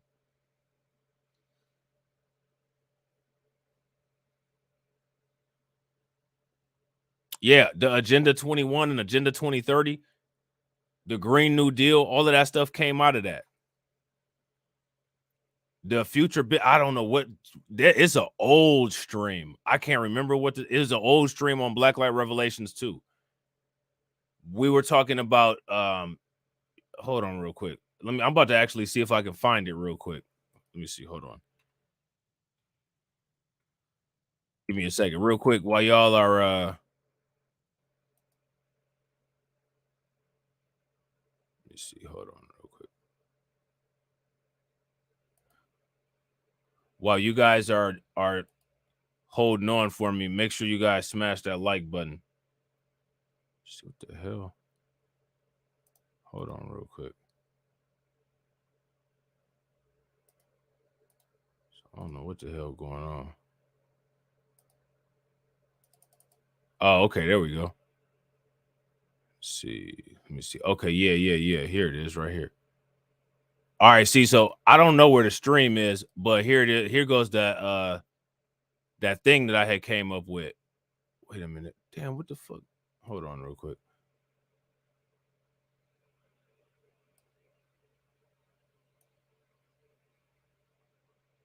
Y'all gotta excuse my French, but y'all are used to me swearing.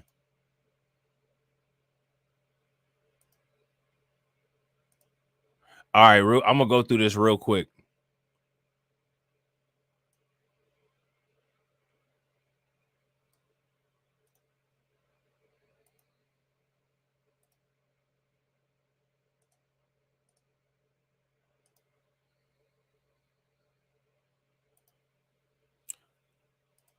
Hold on.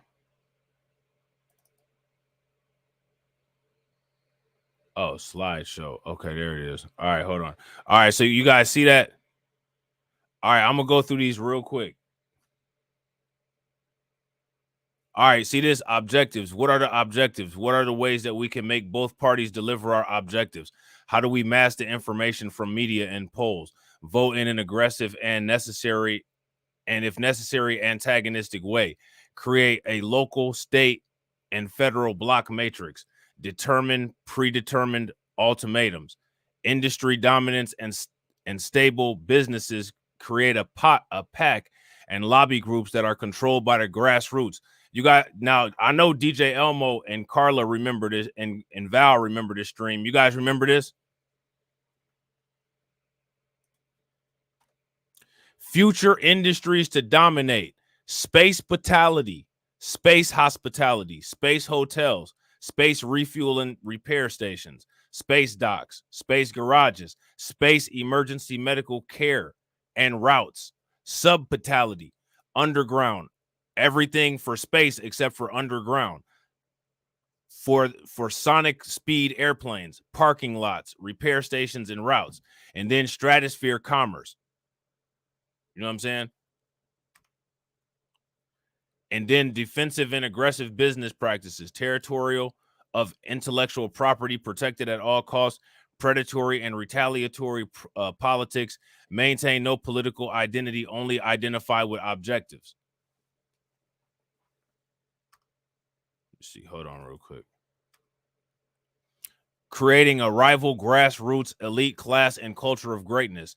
The current elite class is too deeply entrenched in the system of illegitimacy. A new elite class must be created that strictly follows political, business, and educational objectives of its supporter base. The new elite class must be developed only with revenues and funding from the grassroots and must remain that way and must share power and control with the grassroots at all times. The checks and balance for this system will be equal investment in each other. The new elite class could function as an unofficial governing body to drive political and economic strategic decisions. The new elite class cannot originate within existing industry. Market dominance and revenues must originate from the newest, least regulated market. To dominate the industry early and dictate future regulation through aggressive finance and predatory politics. Practices must be done to strangulate competition and marginalize them. The new elite class must invest into the grassroots by reinvesting into education and technology, funding to stimulate its labor force. The new elite class must remain aware of the needs of the grassroots, and the needs should drive all political objectives. All education efforts should be reinvested into strategic planning of the grassroots organizations. AB Promotions worried about the milk throwing video. I think it's on Black Light Revelations news reviews and reactions, but I can't remember. But I can't remember which stream it's on. I can't remember which stream it is. You know what I'm saying?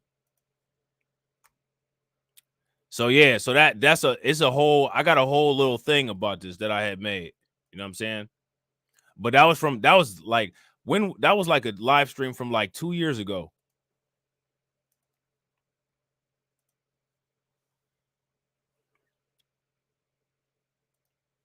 But I had all that stuff bullet pointed and highlighted. And that all of that stuff together is to create a long-standing value chain.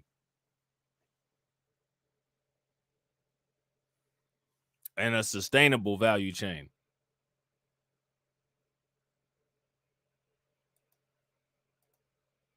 But see, like the biggest problem, like there's a couple big problems.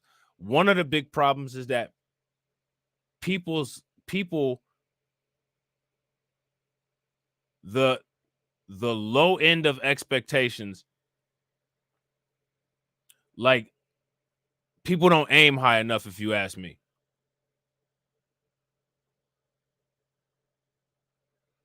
And if you aim low, then you're gonna shoot low.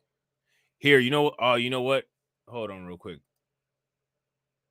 Hold on, Carla. Here, you know what I'm gonna do? Fuck, wait a minute. Go to drive. Hold on real quick.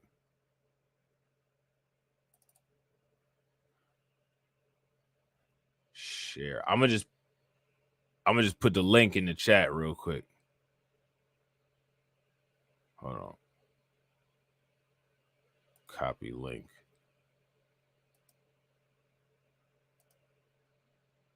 Okay, here goes the link.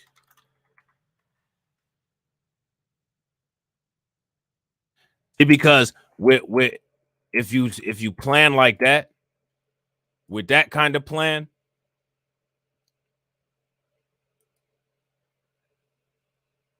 you don't have to, you can supersede politics. And that's the whole point. The whole point is to be able to move beyond politics without being dependent on politics. Because that's where a lot of these people are already at. They're not using politics. They're getting stuff done while politics isn't even happening.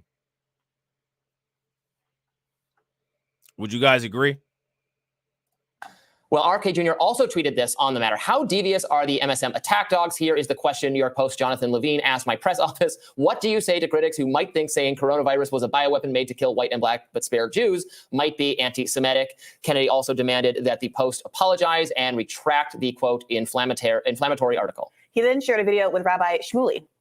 I don't answer the phone on the Sabbath. I saw that my phone was exploding with messages, ding, ding, ding over the Sabbath. I saw that the reason I was getting these messages is that my good friend, Robert Kennedy Jr., was quoted by various publications as allegedly saying that the COVID-19 vaccine was a bioweapon. And I saw that Jewish groups started condemning him as an anti-Semite.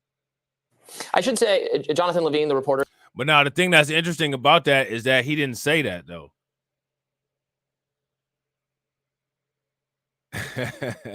Like we're still there. Like he didn't say that. That's not what he said.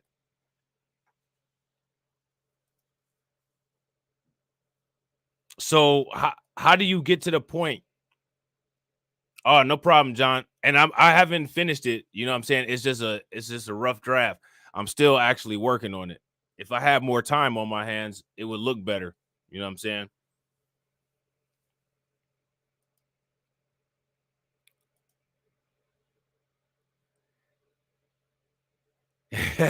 You can't find it. I don't know where it is. I gotta look through it. I gotta look through them and see. When you had mentioned it the other day, I was like, man, I want to rewatch that stream real quick, and I forgot all about it. I gotta find that. Yo, if I could find that again, we gonna react to it because that whole stream was funny. Like the milk throwing was just the icing on the cake. That whole stream was hilarious, though. Here from the New York Post is a friend of mine. I know him. He's done a lot of good work in the past. From a journalistic standpoint, I don't know what the setup of this event was. RFK Jr. has said it was like off the record and has implied that this was breaking some kind of protocol. Right. I don't know specifically what happened here. Often it is the case, right, though, that a person will say something and later say, oh, by the way, this is off the record. You have to clarify from a journalistic standpoint off the record first. Again, I know this reporter and this is what y'all got to do. Look, this is what we got to do. Y'all got to watch the replays on Blacklight Revelations news reviews and reactions. And when y'all find that stream with the milk throwing in it, next time we go live, whoever finds it got to put the link in the chat for AB Promotions. All right.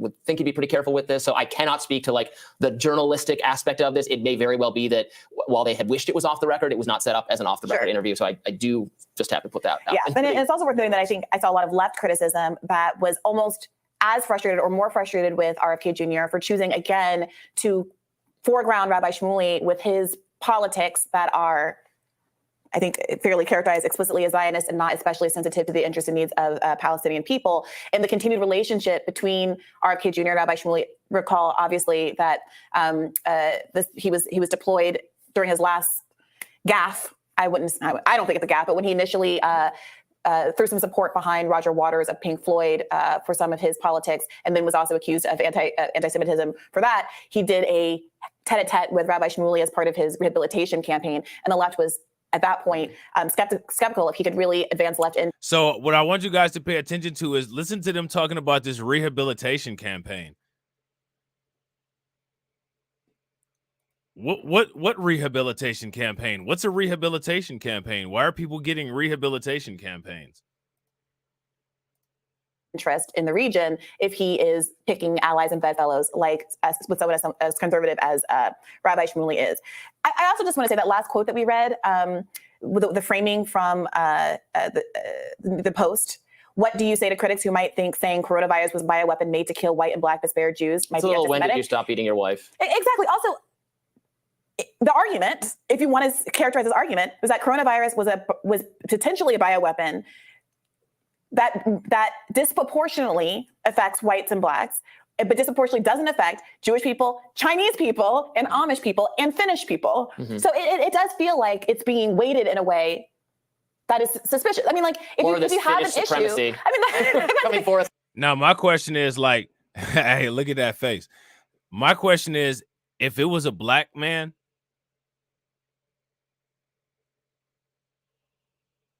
that made the comments that RFK made, would this woman right here be going this hard in the paint for him? If it was, and you think that she would be, then give me a thumbs up. If you guys don't think that she would be and she would be piling on, then give me a thumbs down. I think, me personally, I think she'd be piling on. So, and again, I understand why. There are these anti-Semitic tropes, but you know, it doesn't do anything to the idea that he might have been talking about science, that all of these groups were included in addition to Ashkenazi Jews. What about Sephardic Jews? What role does that play in the argument that this is an anti-Semitic trope? And also, are we concerned that it keeps being characterized as as him saying the virus was designed to spare those groups, as opposed to the implication is it was designed to spare the people who ostensibly, allegedly made it, Chinese. Right. He didn't say any of that, though.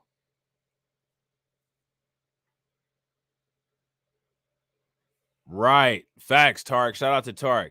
If she was the one who made the comments, would anyone be going hard in the paint for her defense? Nope. Just us.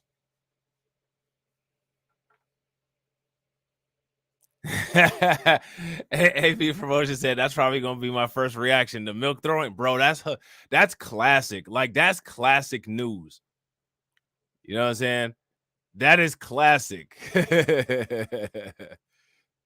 And that there might be an incidental effect on other groups. Like, I mean, it's the argument that they were like, we got to save the Amish from the coronavirus. I mean, the logic is all over the place. And this starts to feel like a little bit of a messy argument. Messy. I won't always smear, but like a little bit of a messy argument that might be politicized more than it would be if you were somebody else. Somebody else like who? Somebody else like who? See, that's the question. Somebody else like who? So you guys remember, we checked out this article yesterday, but I'm going to bring this article up again just so that I can show you guys. And as you guys can see, these highlighted parts are the parts that we got through. All right. So we're going to get to right here where we talk about this individual here. All right. And it says RFK Jr., 69, the son of former U.S. Attorney General Robert Kennedy and nephew of late President John F. Kennedy, later denied he suggested the deadly virus that caused the lives of millions around the world was targeted to spare Jays. Now, that's a legitimate denial because he didn't suggest that. He didn't say anything about anything was targeted. He said that it attacks specific. He said that it has genetic material that's attracted to genetic material of specific ethnic groups. And it doesn't matter what kind of lawyer language that he used. He didn't say what they're trying to say that he said. And if he didn't say it, then he didn't say it. You know what I'm saying? It doesn't matter what somebody thinks that somebody meant.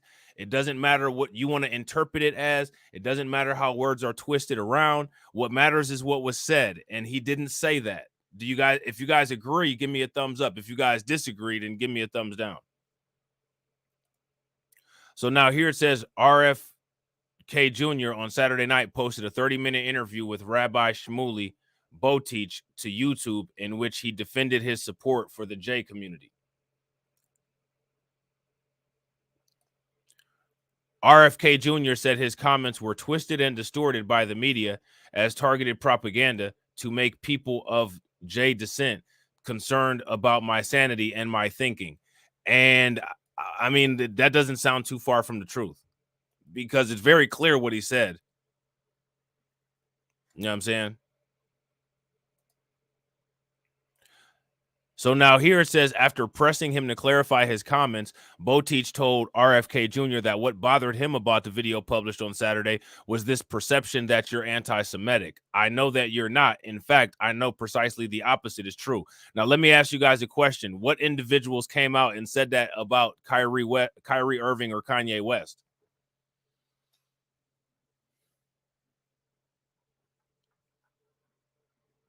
Did anybody come out and say that about Kyrie Irving or Kanye West? And my question for you guys is, if nobody came out and said that about Kyrie Irving and Kanye West, why didn't anybody come out and say that about Kyrie Irving and Kanye West?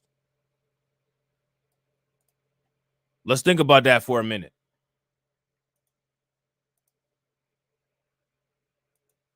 Why didn't anybody come out and save them? And real quick, ladies and gentlemen, shout out to everybody that's watching. We got 18 people watching and we got 19 likes. If everybody could take a moment and smash that like button and get us over 20, that would be great. Yeah. So we need to think about that. And that's something that people need to focus in on. And they can't sit there and say that that's an anti-Semitic trope, because here's the evidence coming out of a media outlet, one of their media outlets. You know what I'm saying? I know that in your heart you feel a great closeness to the J people, to the J community, and to Israel. Botich also criticized the J groups for not framing their statements in the context of the phenomenal support you've shown our people. The outspoken celebrity rabbi recently defended Roseanne Barr after her strange rant about Event H denial sparked controversy. So now, if I'm not mistaken, isn't Roseanne Barr a J? Somebody correct me if I'm wrong. Is Roseanne Barr a J?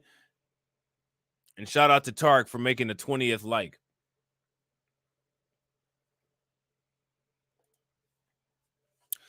Speaking of likes, man, you guys should see that Vivek Ramaswamy video that I did. Man, that video must have triggered some people. They are big mad about that video. Which means that it's time to make more videos, I guess.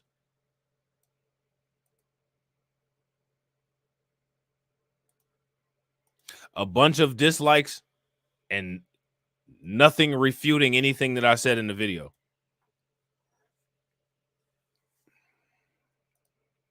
He also befriended former New York Governor Andrew Cuomo, who resigned in 2021 after multiple women accused him of sexual harassment.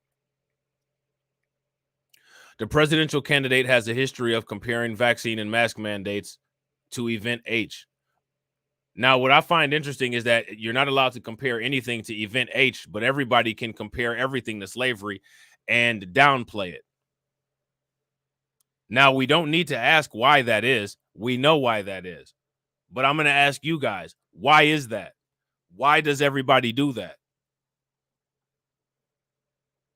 As a matter of fact, why do people skip Jim Crow? When is the last person who is the last person that you heard say Jim Crow wasn't that bad? Have you ever heard anybody say that? Think about that. I want y'all to sit back and think about that. Anytime anybody starts talking about racism and situations going on here in the United States, when is the last time you ever heard somebody say, well, people need to suck it up about Jim Crow? Jim Crow wasn't that bad. My question is, how come people don't say that? Why do non-black groups of people revert to talking about slavery? It's almost as if they want to delete an entire part of American history. If you leave it up to these people, the next movie that comes out about Martin Luther King, have him taking slaves out of the Underground Railroad.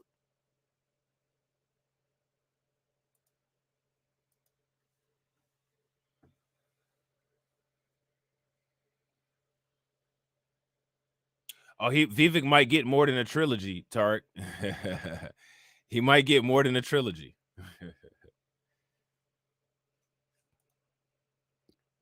So now here it says RFK Jr. and his anti-vaccine group also appear to be followers of a fringe internet streamer known for promoting conspiracy theories about 9/11 and anti-Semitic claims about Event H. So now who is this fringe internet streamer?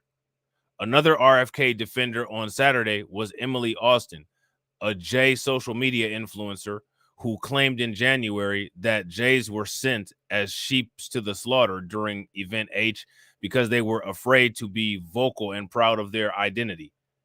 Being a J combating real anti-Semitism, and this was not it, Austin said about RFK Jr.'s remarks. So that's interesting. Now, here's my question. How many of these people came out for Kanye and Kyrie?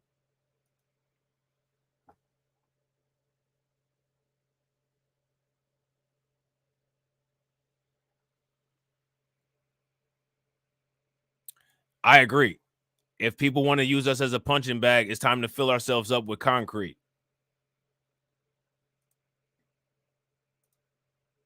And then after they've broken their hands, make them keep punching us.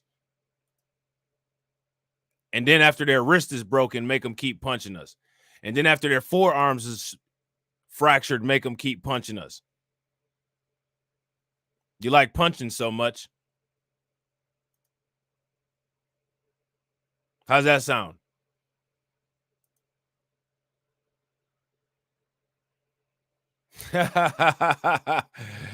That's hilarious. Tarek said people will be quicker to remember Sam Crow rather than Jim Crow. I bet you they dumbasses don't even know what Sam Crow is.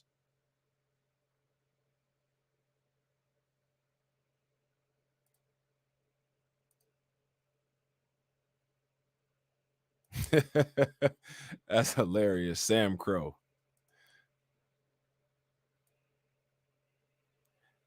So now they said that we need to talk about RFK Jr.'s anti-Semitic conspiracy theory mongering.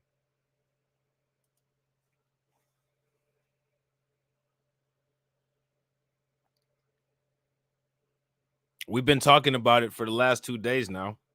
So this forward says that we should continue to talk about it. Politicians and advocacy groups scrambled to condemn Robert F. Kennedy Jr.'s comments on the coronavirus, which were shocking even in an era of rampant conspiracy theory mongering, breathless anti-Semitism, and rising anti-Asian hate.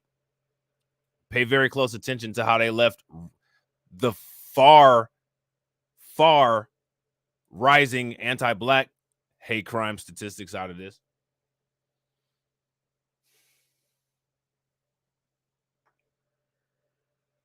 Now, here's my question. Why do you think that might be?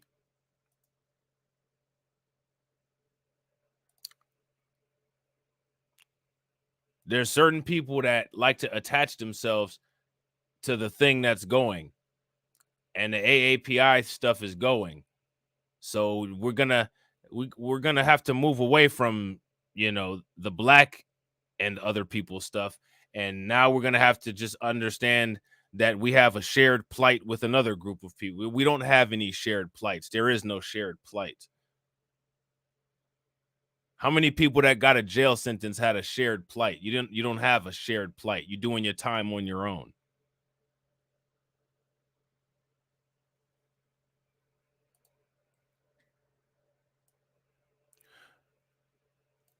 RFK Jr.'s comments were a toxic mix of century-old anti-Semitism, which is interesting because C19 has only been around since 2019, but whatever, with a contemporary twist.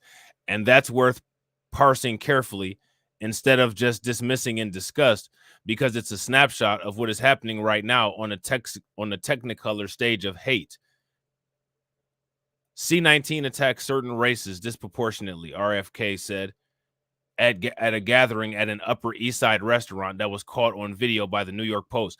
Now, let me ask you guys something. How much do you think the average income was of the participants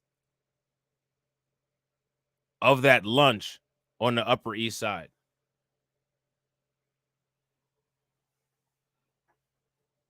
How much money do you think everybody who was invited to that dinner made?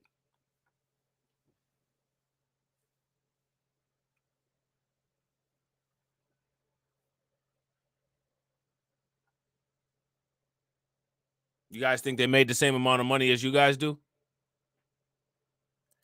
He said C19 is targeted to attack Caucasians and Black people. The people who are most immune are AJs and AAPI individuals.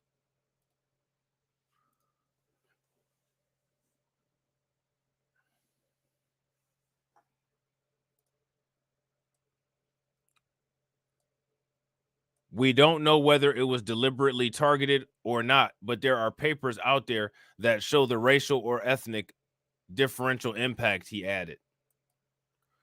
While different ethnic groups have contracted C19 at different rates, scientists attribute this to social factors and not any intrinsic immunity.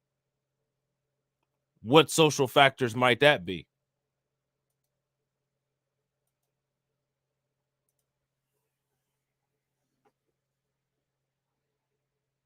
What social factors would be the reason why certain groups were affected by C19 disproportionately?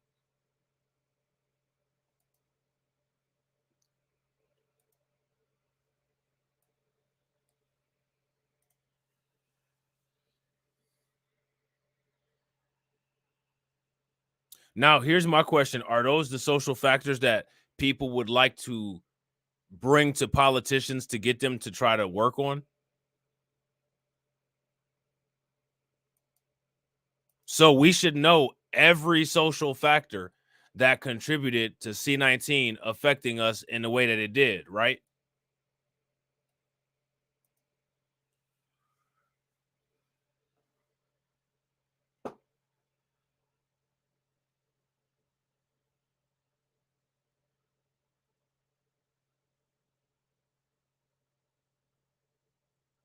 So my question for you guys is, why did C19 affect us the way that it did? J or Chinese protease consensus sequences are not a thing in biochemistry, but they are in racism and anti-Semitism. Angela Rasmussen, a virologist of the University of Saskatchewan, told the New York Times. RFK Jr., currently a Democratic candidate for president, is also the son of Attorney General Bobby Kennedy and the nephew of President John F. Kennedy. So now let's DJ Elmo and Torian, shout out to both of them, brought up the Kennedy name as part of the value chain. Look at how many Kennedys are in the government. Do you guys think that they've ever gotten together and put any policies together to maintain any kind of wealth that they have? I mean, it wouldn't make sense not to, right? So now my question is, how many families of ours are involved in the government? Because there's a lot of families like this, right? George Bush, all of the Bush families, right? The Kennedy family, right? The Clinton family, right?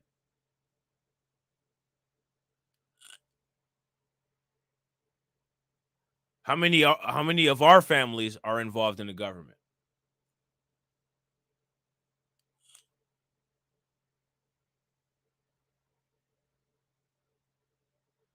How many value chains do we have in Washington, D.C., inside the Capitol building?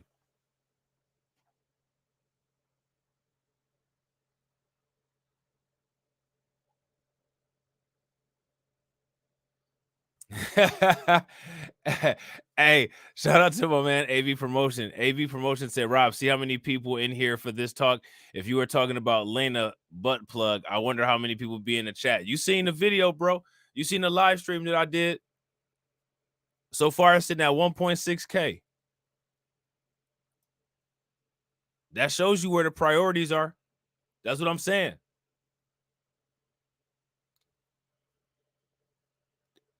Enjoy what you enjoy. Do what you do. Just remember that in the future. You know what I'm saying?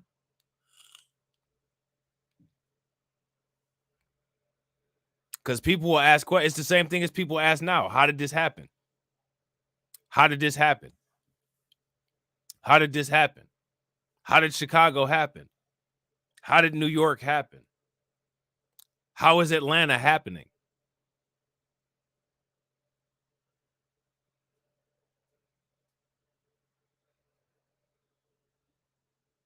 Everybody knows how that stuff happened.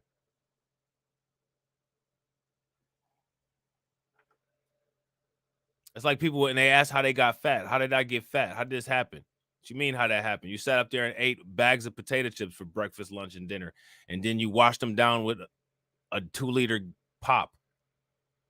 And then you sat on your ass the entire day. That's how that shit happened. You know what I'm saying? Like, you know what I mean? Like that's how it happened.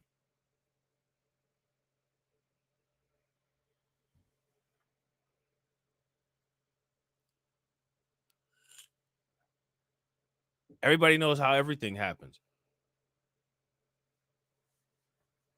There's literally very few things that are car accidents are surprises. You know what I'm saying? Natural disasters are surprises sometimes. Sometimes. I like potato chips too, Carla, especially the kettle cooked ones. Salt and pepper kettle cooked ones are my favorite. You know what I'm saying? I like the barbecue kettle cooked one sometimes too.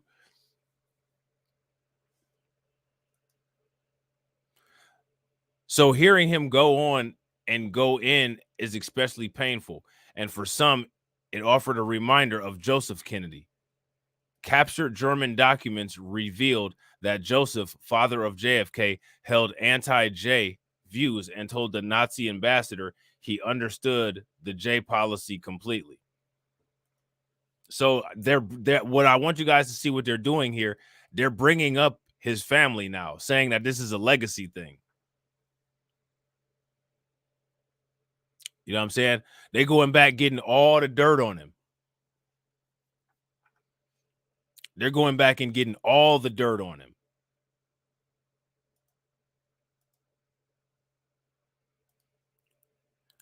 So now here it also says it's important to remember that RFK Jr. has also met with Louis Farrakhan. Now here's my question. How many J people have Louis Farrakhan harmed?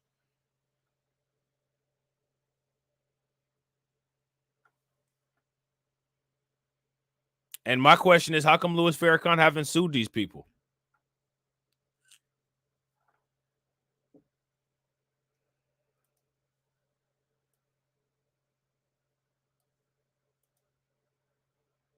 What's you guys' thoughts on that? Why hasn't Louis Farrakhan sued these people for repeatedly saying this stuff?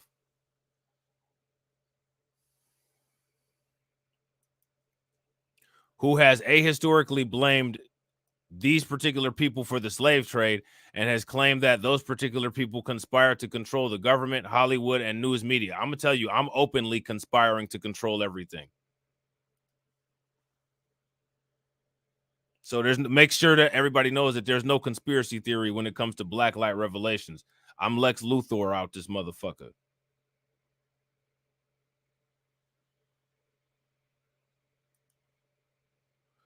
Not surprisingly, Farrakhan has also made unhinged vaccine comments. In 2015, Farrakhan tweeted that Robert F. Kennedy met with me about a vaccine that is designed to affect Black males. And last week, RFK met with rapper Ice Cube, who promoted conspiracy theories and previously posted images that appear to amplify anti-Semitic tropes tying Jays to the oppression of Black people, as Billboard put it. Okay, own the shit that you did. The fuck? You don't get to not get brought up in your part of the shit that you did because of your religion? The fuck out of here. I don't honor your God or your customs. You just get to breathe the same oxygen as me, and that's it.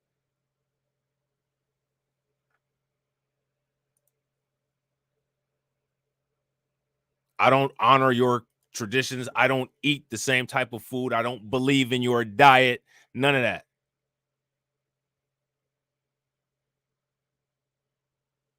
Yeah, and exactly. That's what I'm talking about, DJ Elmo. See how they brought Farrakhan and Ice Cube into the mix. And Ice Cube and Farrakhan, anytime they see any of this stuff, they need to sue these people. Like, people need to start openly fighting this.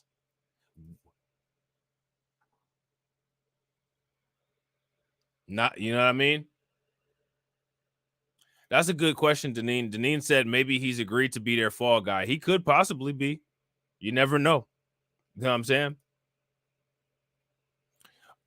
Now look, RFK should be condemned because he took a photo of himself with Ice Cube. He should never be trusted again because he took a picture with Ice Cube.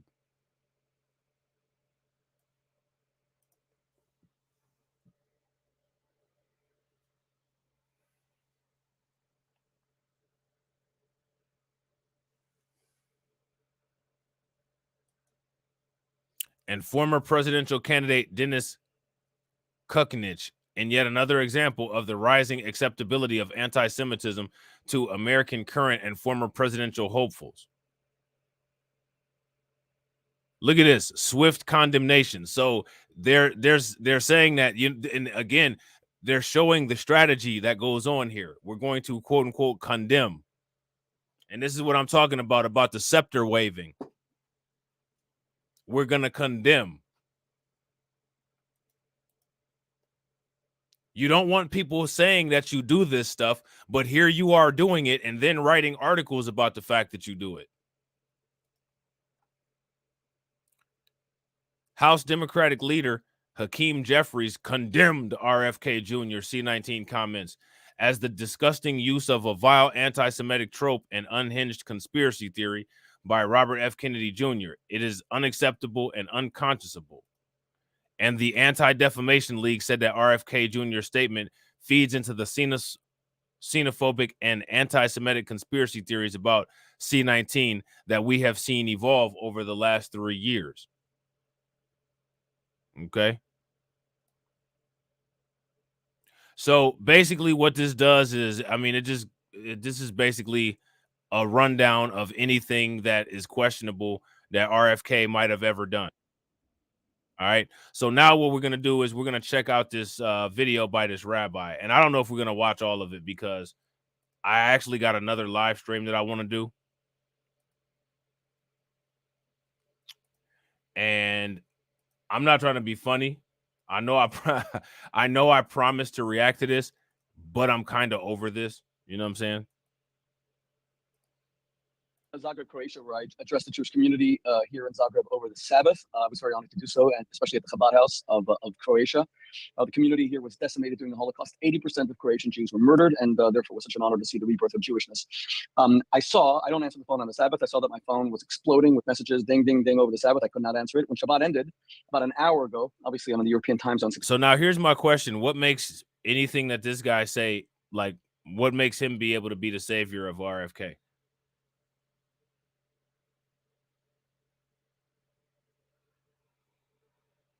Yeah, if you guys agree with now, what Val is saying here, I want you guys to read what Val is saying. And if you guys agree with what Val's saying, then give me a thumbs up in the comment section. And if you guys disagree with what Val's saying, then give me a thumbs down. And now, if you guys believe that what Val is saying is true, then my question is, what does that tell people about what's needed to be done to move forward politically? I was ahead of the United States of Eastern Seaboard time. I saw that the reason I was getting these messages is that my good friend Robert Kennedy Jr. was quoted by various publications as allegedly saying that the COVID-19 vaccine was a bioweapon that was engineered to specifically to move away, not target Ashkenazi Jews and African Americans. I'm sorry, Ashkenazi Jews and the Chinese. And I saw that Jewish groups started condemning him as an anti-Semite yet again. The ADL, the American Jewish Congress, etc. Now, I know Bobby Kennedy. I know he's not an anti-Semite. I called him up immediately. I reached him. He's on the line with me now. Bobby, let's first and foremost, before we address this controversy, I want to talk about you in the Jewish community. I want to frame this conversation. You and I had a long conversation about Israel. The next day, you came with me and you marched at the Celebrate Israel parade in front of 50,000 people. You carried So this is what I want to know. What I want to know is that why, when Tommy Tuberville says that black people commit all the crimes, who did Tommy Tuberville have a sit-down verbal spanking with about that? He got cheered on by all these people, didn't he? So now my question is it acceptable, the difference in treatment that Robert F. Kennedy is getting than what anybody else is getting? And now, why the selective outrage? An Israeli flag that was twice your size. I'm a short guy. It was triple my size. Are you a friend of the Jewish community? Yeah, I don't think, well, I can tell you there's nobody who's running for president right now in either party who will be a better friend to Israel than me as president, and nobody who will articulate the moral case for Israel with the same everything. So basically what's going on here is that I want you to understand what this rabbi is doing here. This rabbi is using this to have a conversation with Robert F. Kennedy, where Robert F. Kennedy is laying out promises and loyalties to them.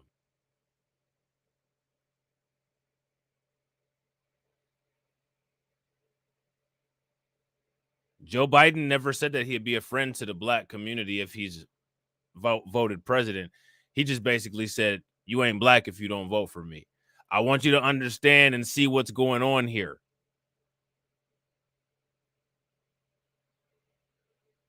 And real quick, ladies and gentlemen, if you guys haven't smashed the like button, please make sure you guys smash the like button. Also, if you guys haven't hit the bell, make sure you guys hit the bell. And please also make sure you guys share the stream to your social media. I can tell you there's nobody who's running for president right now in either party who will be a better friend to Israel than me as president, and nobody who... You guys see the commitment here? Now, let me ask you guys a question. There's no votes involved in this.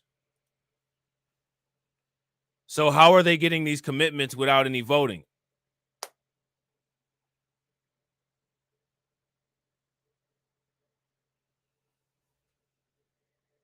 See, this is what people need to talk about. This right here.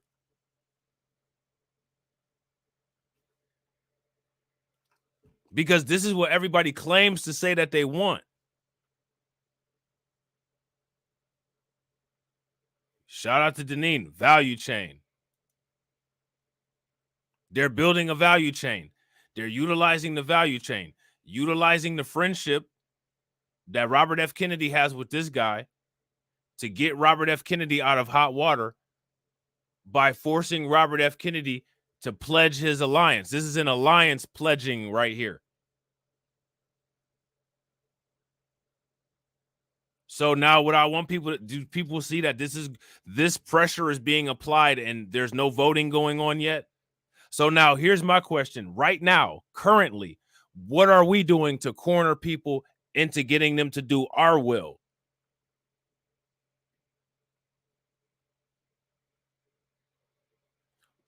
What mirror activity are we doing that's similar to this to get promises for 2024? That's my question. Because that's what it's about, right? So what are we doing? Because that's what all of this is supposed to be leading up to, right?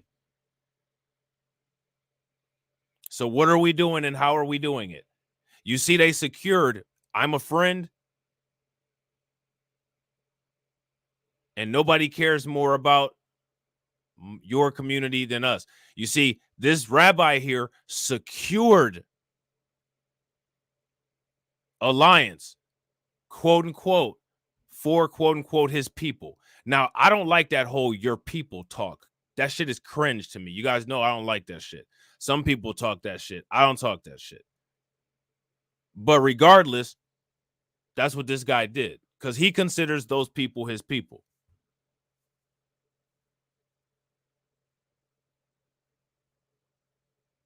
So now my question is, if Robert F. Kennedy wins the presidency, you think that this is going to get brought back up at some point? Well, you said that you'd do this. Remember that kid Sean used to be with in 89? Nah, that's my man. I thought I was your man, but yo, that's my nigga. Hey, who's your biggest fan? Either do it or give me your right hand. That's what they said. And the Chinese. And I saw that Jewish groups started condemning him as an anti-Semite yet again. The ADL, the American Jewish Congress, etc. Now, I know Bobby Kennedy. I know he's not an anti-Semite. I called him up immediately. I reached him. He's on the line with me now. Bobby, let's first and foremost, before we address this controversy, I want to talk about you and the Jewish community. I want to frame this conversation. You and I had a long conversation about Israel. The next day, you came with me and you marched at the Celebrate Israel parade in front of 50,000 people. You came. Either do it or give me your right hand. That's what they said. I see now ain't nothing but trouble ahead. Carried an Israeli flag that was twice your size. I'm a short guy. It was triple my size. Are you a friend of the Jewish community? Yeah, I don't think, well, I can tell you there's nobody who's running for president right now in either party who will be a better friend to Israel than me as president, and nobody who will articulate the moral case for Israel with the same erudition or the same persuasive power as me, because I believe it in my heart. It's core to the values that I was raised with. My father was a key commitment of my father during his lifetime, to President Kennedy, to my uncle Teddy, who played such a key role in assisting the Soviet Jewry to leave the Soviet Union during the 1980s, to get to the United States and safe harbors in Israel.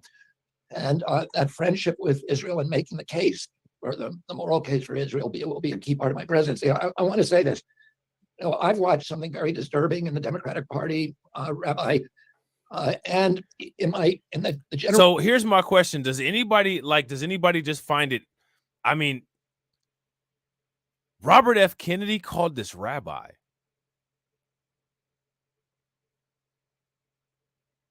Remember, the rabbi started the video and he said, "I got Robert F. Kennedy on the line." Who is anybody even calling like for us? That's my question. Like, think about this. Let it sit back, relax, take a deep breath, get comfortable in the chair, and think about that. This happened. Robert F. Kennedy calls this rabbi. Who does anybody call for us?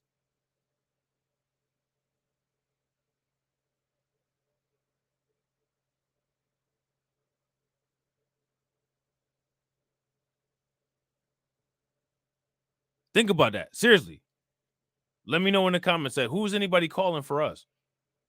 My children are very well educated. Oh, I messed up with the blacks. I said something wrong.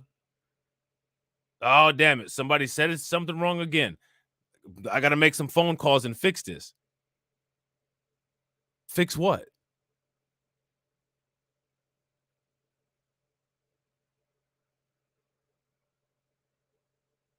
See that vacuum right there?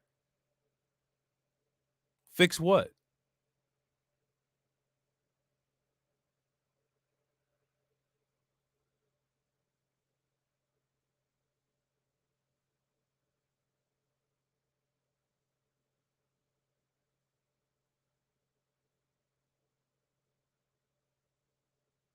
Think about this, right? Somebody said something horrible about black people. Oh my God, he said this. Well, I got to get on the. You know who? Listen, do you guys know who people call when somebody says something messed up about black people?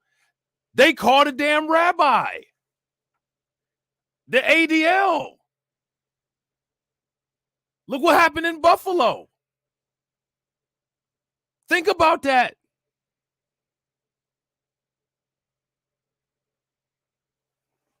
Facts, John. If you guys agree with John, give me a thumbs up. We don't have a system like that, and that has to change. Facts. If you guys agree with John, give me a thumbs up. If you guys disagree, give me a thumbs down. When Buffalo happened, who did they call?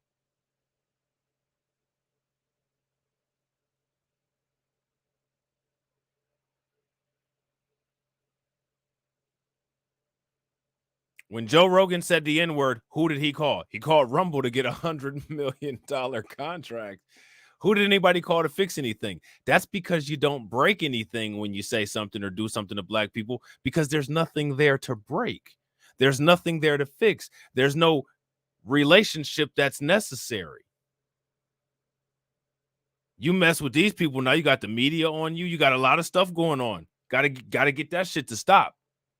Let me reach out to somebody real quick.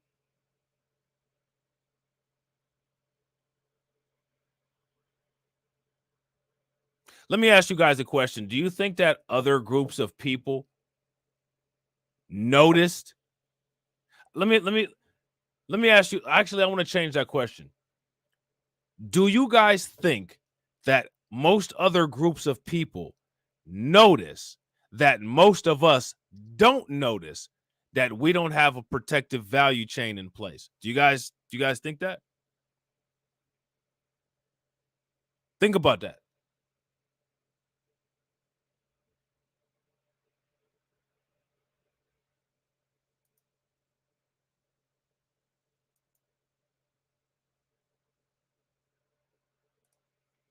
We don't have the power or the value chain. Facts. So now we need to get one in there.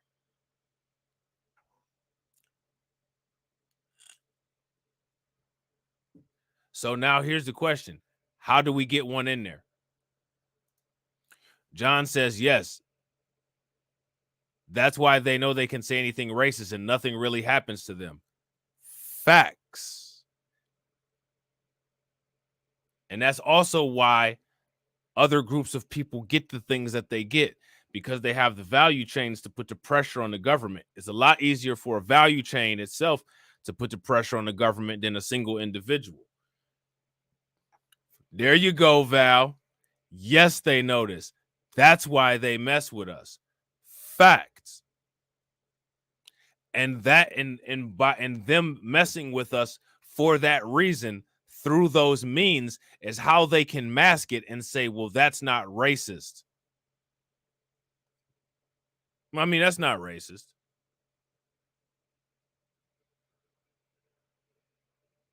How can you verify that it's not racist? Because there's no consequences. See, if you do something wrong, you get consequences. I can say the N-word and there's no consequence, so it must not be wrong. Pseudo operant conditioning.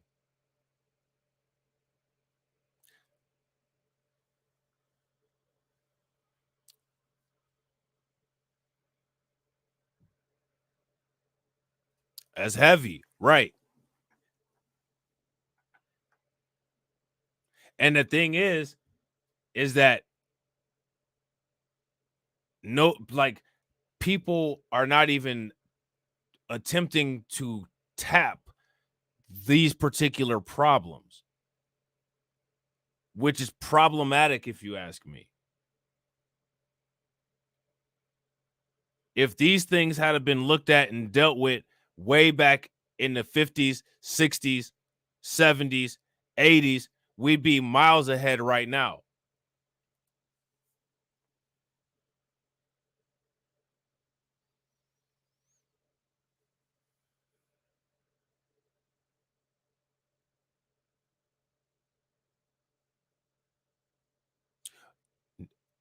Jim Clyburn, they always say that Jim Clyburn is the most powerful black man in the government. He's so powerful that nobody called him during Buffalo. That's how powerful he is. Got them Popeye arms.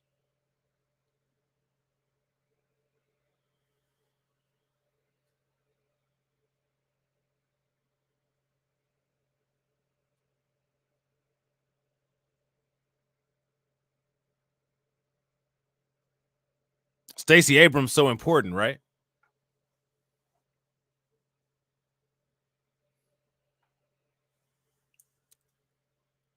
And Sheila Jackson Lee, they all got phone calls too, right? And they did something about it. Maxine Waters, she did something about it. What they all do? What did anybody do about anything? Those people didn't do anything because those people answer to the people who Robert F. Kennedy is on the phone with right now, aka the Democrats, right?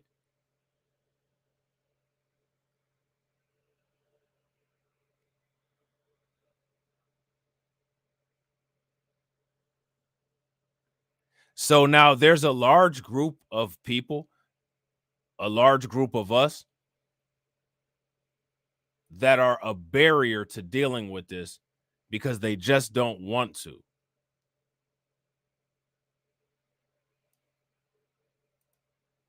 So now my question is, the first step in dealing with this kind of nonsense is dealing with the closest barricade, which is those of us that purposely ignore these bottlenecks that we have. Well, here's the thing, Al, we don't want them to. We don't want any of these people to do anything for us. We never should want anybody to do anything for us. We should always be fully capable of doing everything for ourselves, self-sustaining and self-functional.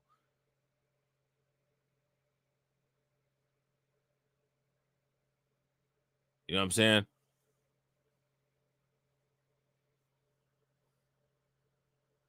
I think that was a major pitfall where a lot of people kind of got lost, like in the civil rights movement and stuff like that, thinking that, you know, this group, the Democrats, or, you know, this group, the United States government, is going to quote unquote do something for us. You should never, ever subject yourself to the vulnerability of expecting anybody else to do something for you. You should always be fully capable of making sure that you can sustain your own survival. No one is ever going to do anything for you ever except for take advantage of you.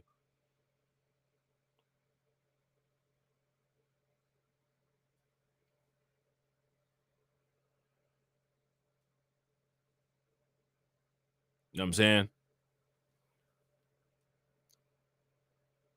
And I agree, Val. We need strategies to build the power and develop the value chain. I'm sorry. I'm in the 79 when I turn when I turn 20. But it's all that's not but that wasn't even you're when you were alive, Val, you weren't a political leader. You know what I'm saying? Like you're a civilian, a regular person. See, like this is what all of this stuff right here that we're talking about. For one, this stuff shouldn't even be on us. No, I should be able to just do reaction videos of stupid shit all day long. If we had a solid leadership and we had solid government leadership taking care and dealing with the constituents, but we don't. We have greedy backstabbers and misinformation agents that are only in things for themselves. So because we have a corrupt system within the system, we have to deal with all of that ourselves.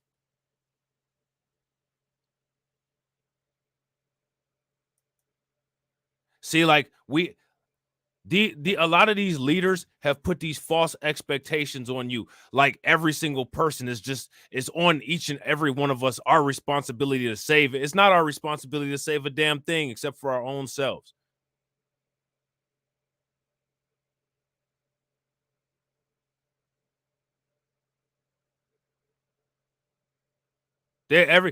Literally nobody else has this kind of pressure on them. It's if everybody doesn't do this one thing, or if everybody doesn't do this the way that shit is supposed to be done, then it's just gonna be all over. Nah, man. Nobody about to sit here and deal with high blood pressure and diabetes and have a damn anxiety attack because of mismanagement over the last 60 to 100 years.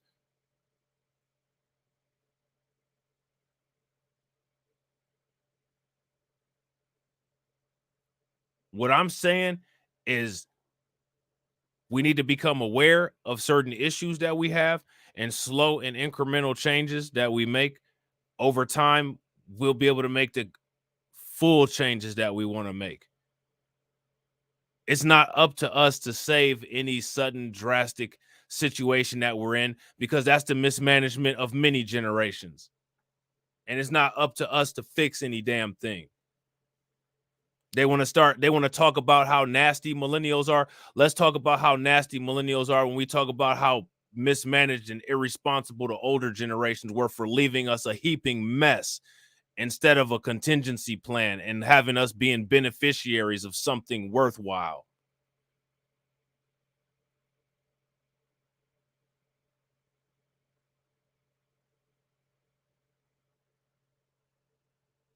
Man, don't ever let anybody make you feel guilty for the quote unquote state of the community when you're just one individual person.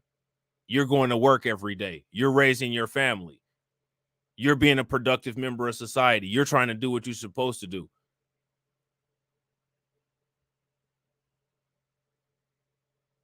As far as I'm concerned, simply not being a statistic is good enough.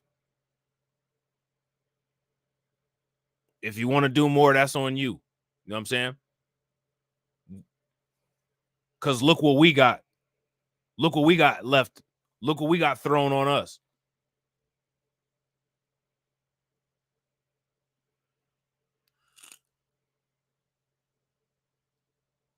All these people that want to try to hit you with all this urgency. We got to do this now. We got to do this now. Oh, you ain't doing this right. Oh, you ain't doing that. Nah. Back that shit up. You've been on the planet way longer than us. You know what I'm saying?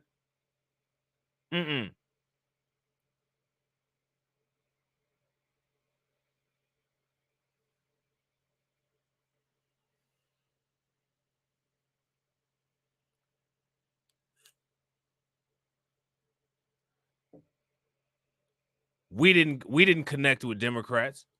That was the past generations.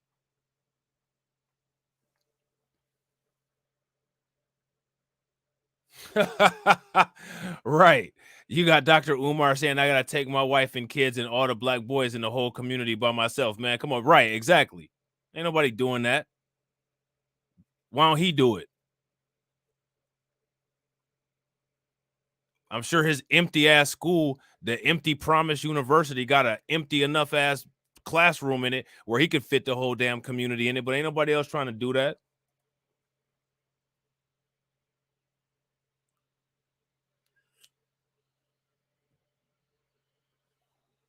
It ain't our job to put band-aids on everybody else's screw-ups.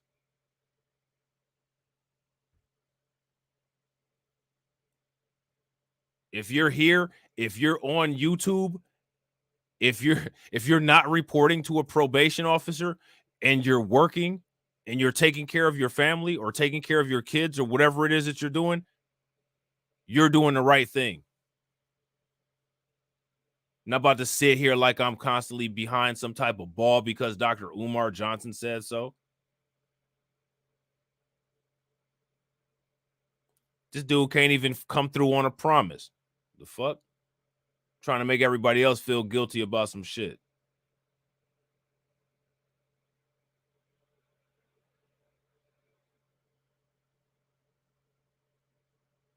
We're self-starters. We're invested in information and we're invested in intelligence and we're invested in attempting to make a better future because that's what we want.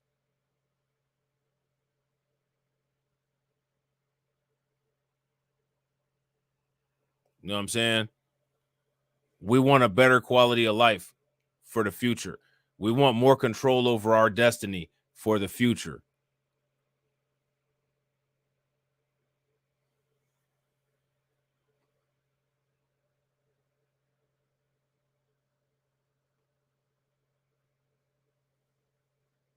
You know what I'm saying?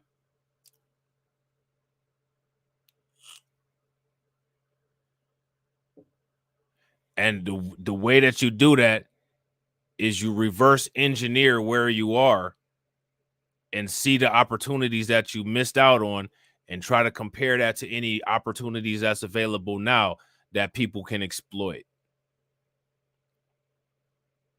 I think a lot of in the past, people didn't really pay attention to politics as much.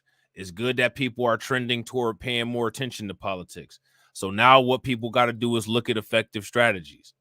And what we're looking at right now is a group of people that if you ask me, they've done a very good job of mastering a lot of political and financial and economic power. And we're looking at how it's done. You know what I'm saying? I don't think there's anything wrong with that. Yeah, exactly. No, Val, don't beat yourself up because again, like it's not just you. There were leaders of that time. There were people in government during that time. I look at the people in government the same way that I look at people in jail. Anybody that gets out of jail after you've done like a 15 or 10-year sentence and you sitting up there with a kufi on your head trying to tell everybody about how to be black and how not to eat pork, man, get the hell out of here, man. I ain't trying to listen to you. You've got nothing. You're not going to be able to get a job. You can't get shit else in life. So the only thing that you can resort to now is trying to shame other people about you're more black than everybody else because you read a couple pages of the Quran in jail, man, in prison. Fuck out of here with that fake ass bullshit. I don't give a fuck what you got to say. You should have stayed your ass out of jail. Should have stayed your ass out of prison. Give a fuck that you just looked in the mirror and woke up out of your metal bed and realized that you black and now you want to try to shame everybody else because you don't think everybody else is up to your black standards. The fuck out of here. And that's what a lot of these cats are.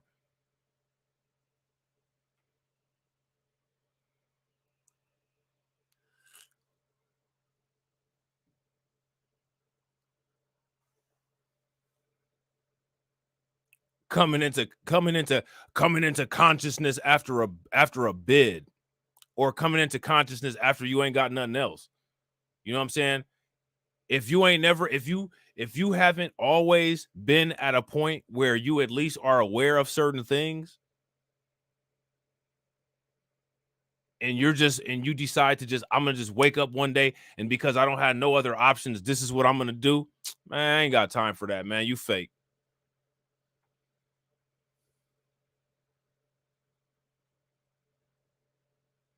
You fake.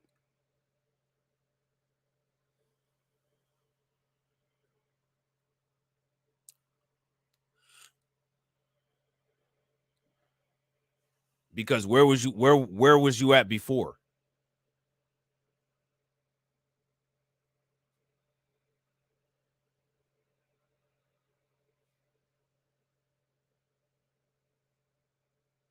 You want to give me lessons on how to be a decent person. Yo, first day out on parole, man, gone somewhere. Man, gone somewhere, man. Ain't nobody on that. You know what I'm saying? You should have been on the honor roll when you was in high school. You should have graduated college magna cum laude.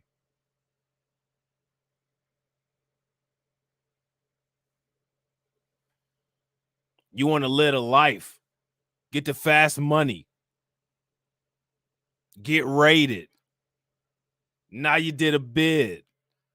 You know what I'm saying? Now you got all the answers. Man, gone somewhere, man.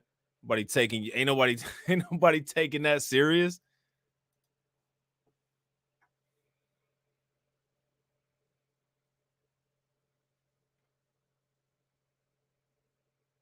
You on that last resort. To me, that kind of stuff is no different. To me, if that's your bag, if that's your story, you're no different than an ugly chick that got like 10 kids. You on that suicide mission. You ain't got nothing else. That's what you doing because that's the only thing you got. You should have been doing it. To good universities, and I see now this narrative taking place that portrays Israel as an oppressive nation, and the Palestinians as kind of as the impressed indigenous group, and the narrative flows from that this is an apartheid state, etc. There's very, very little truth in that depiction because there's no contact with history. There's no context. There's no understanding about the huge efforts that Israel has made. And I agree 100%, Tarek. I agree 100%. Man, if white supremacy, right, is everything that everybody says it is, then all of us are trying to figure this shit out. All of us are trying to figure this shit out.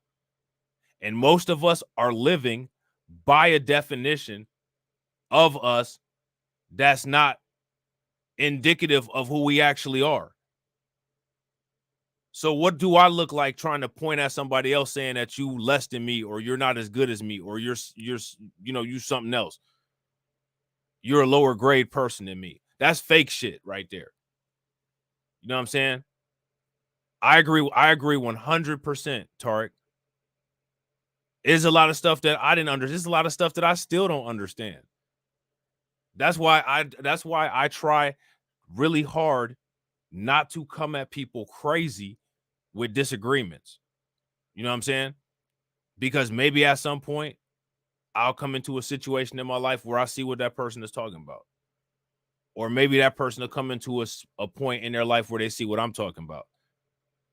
But everybody's just trying to find their way through this. You know what I'm saying? Anybody that sit up there and act like they got all the answers, they're lying. Nobody's got all the answers. You know what I'm saying? We all just trying to figure this out.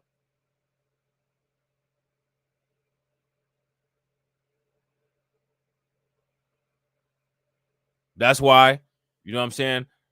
Unless you're a black person that's just openly anti-black and you know what you're doing, man, I don't be trying to go in all on people like that, man.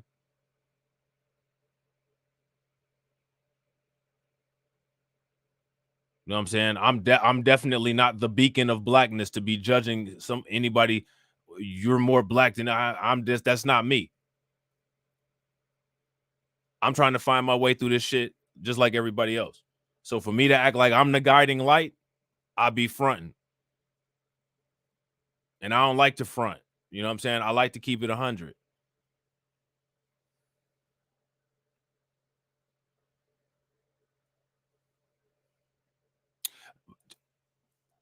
Man, Malcolm X is an exceptional dude, and he went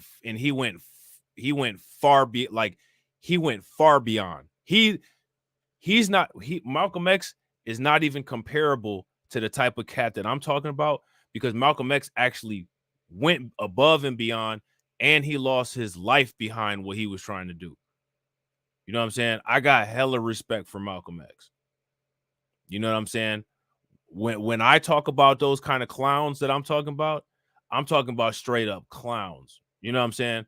Malcolm X, he definitely ain't no clown. You know what I'm saying?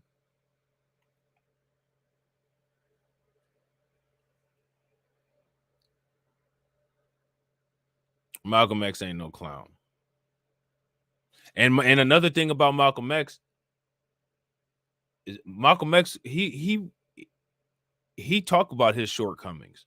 He didn't try to hide his shortcomings to act like he was better than other people. You know what I'm saying? What actually made him a target was that he acted and his actions showed how standout he was, and the fact that he was so standout made him appear to be a threat. You know what I'm saying? That's commendable.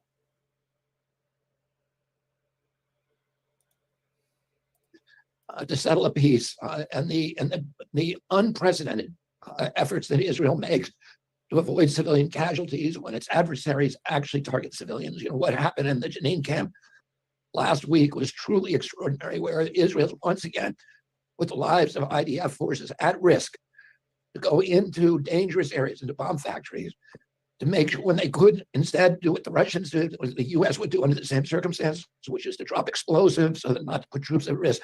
But the IDF does something no army in the world does, which is to go into those areas and put Israeli soldiers at risk in order to avoid civilian casualties. And this is a message that's not getting out to the world. It's a message that I intend as president and as a candidate during the next 18 months to try to bring the Democratic Party back to its traditional support of Israel. So there you go. Now, I don't think we need to go any further than that right there. Did you guys catch that?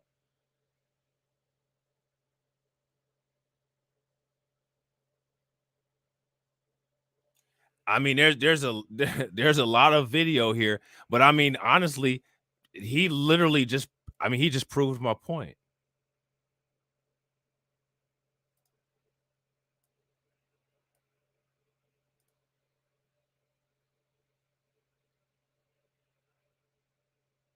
He literally just proved my point. Did y'all hear what he said? I'm gonna run it back real quick. There's no contact with history. There's no context.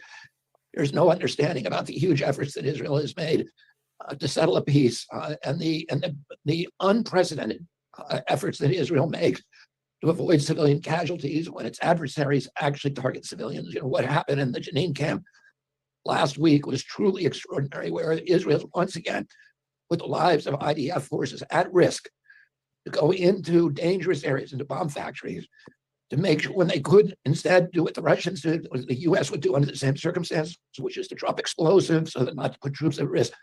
But the IDF does something no army in the world does, which is to go into those areas and put Israeli soldiers at risk in order to avoid civilian casualties. And this is a message that's not getting out to the world. It's a message that I intend as president and as a candidate during the next 18 months to try to bring the Democratic Party back to its traditional support of Israel. So now, what promise did he just give?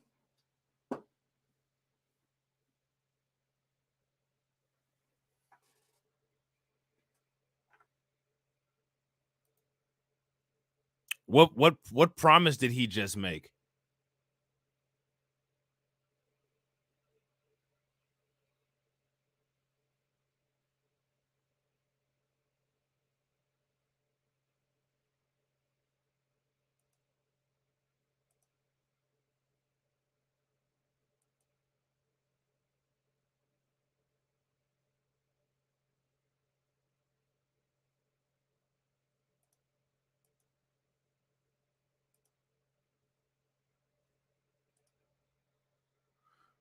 He just made a promise.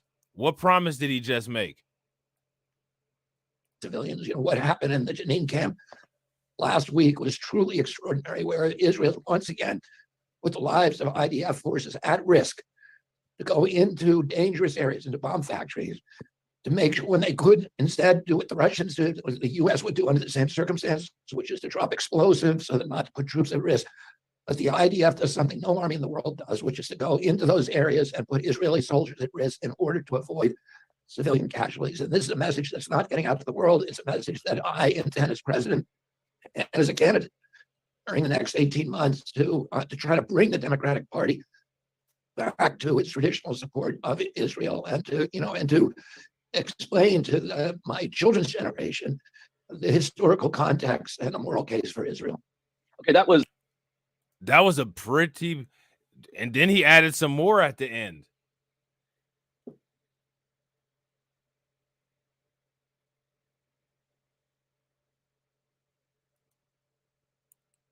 Isn't that something?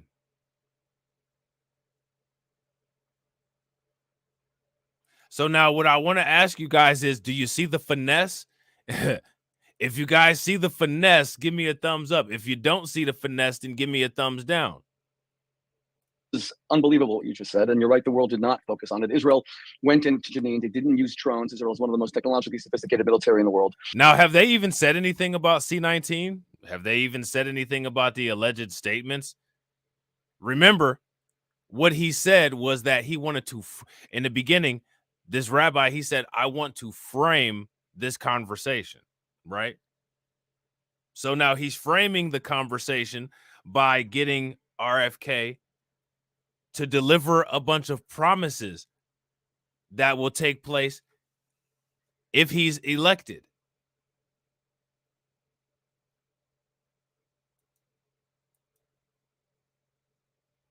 So now my question is, we see the strategy, right? Clearly everybody's seeing the strategy. Here's my question. How do we get somebody in the room with a politician?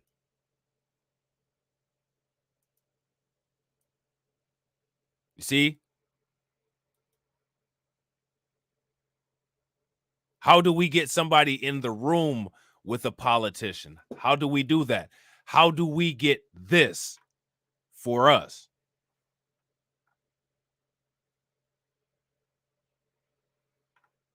Because you see it. This is how it's being done. This is it being done. This is the it that everybody talks about. Well, we need to do this. We need to do. Okay, here's somebody doing it. So stop saying that we need to do it, and let's get some instructions or a plan on the table of how to do it. I know what we need. Guess what? I need $1 million.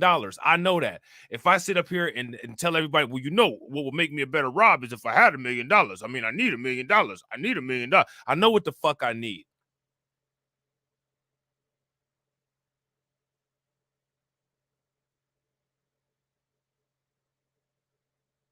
How do you get it?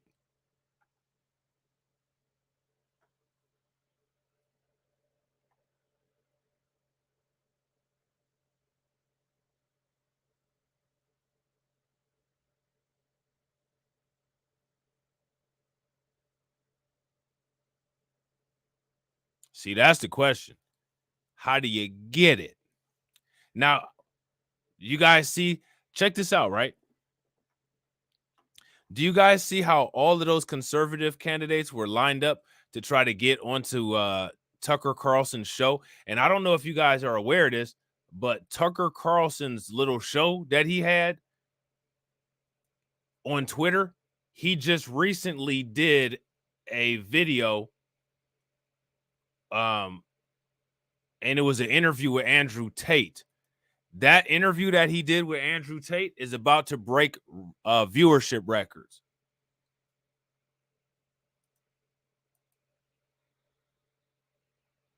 It's about to break viewership records.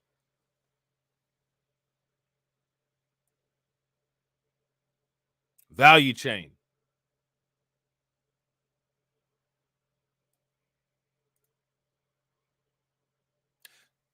So my question is, who are we putting in the room with a politician?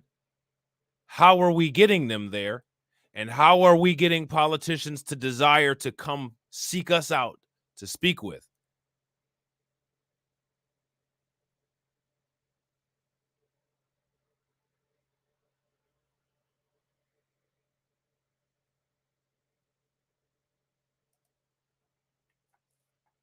Right.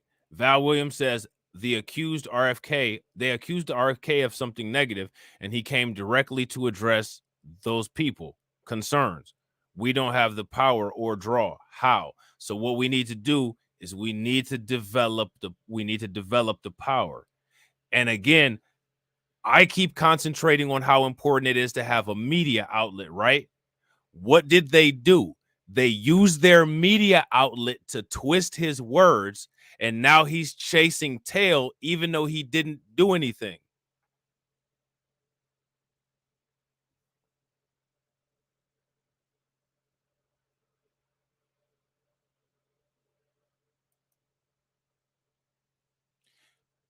If you ask me, one of our major issues is that our politics are intertwined with Democrat media, and we have to untie ourselves from Democrat media and create and hold and sustain our own media. Democrats can no longer be synonymous with black people. That has to become non-existent. Would you guys agree?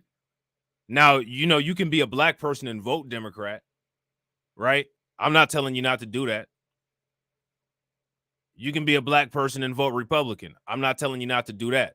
What I'm saying is that the word Democrat should no longer automatically be associated with black people. Democrats should be associated with Democrats. If you're a black person that happens to vote Democrat, congratulations, that's fine. But Democrats should no longer share an identity with black people. If we're going to quote unquote delineate, and everybody's making this big deal of delineation, well, then we need to delineate away from these political parties who've stolen and utilized our identities for their own benefit. Republicans have used a negative projection of our identity for their benefit for far too long. Democrats have exploited our identity for far too long. Enough is enough.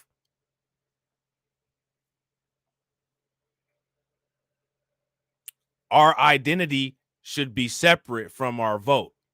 Their identity is separate from their vote. There's AAPI. Now, by them creating our identity as intertwined irreversibly with Democrats, white people have swindled black people out of the ability to be able to be moderates. Who's moderate? Name me one black moderate. White people have perfected specifically pigeonholing black people into being a stereotypical liberal. Most black people are conservative on every issue except for reparations. Most black people are pro-reparations, and that's because reparations are tied to our history here in the United States, whether white people want to deal with it or not. Aside from that,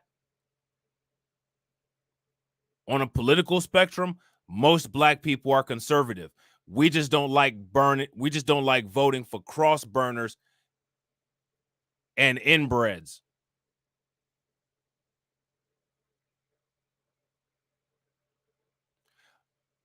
Now, when it comes to white politicians have the freedom to be 50-50 on things.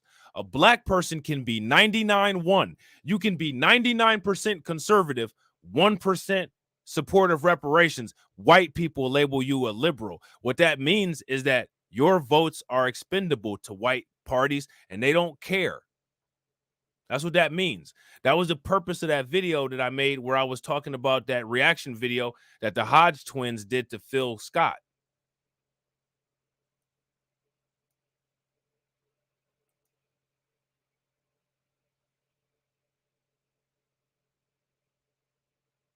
I want to go and ask white Republicans and I want to go ask white liberals, where's the black moderates at and why don't they exist?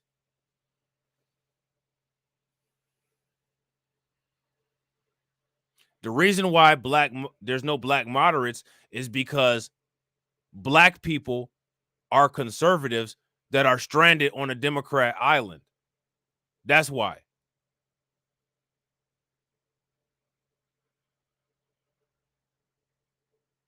So now, since the political parties want to define our politics for us instead of us defining our politics on our own, we have no choice but to embrace villainy and utilize value chains to supersede politics, since we've been locked out of politics. Because if you ask me, a lot of people have projections of black people being locked out of politics.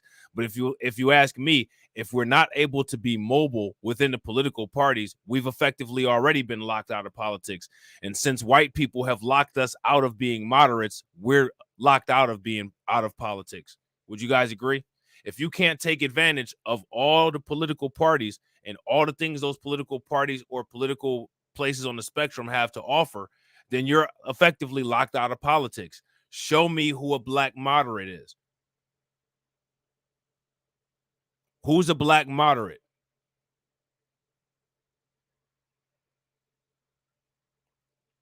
And shout out to Carla for answering the Nightbot. Somebody name me a prominent black moderate.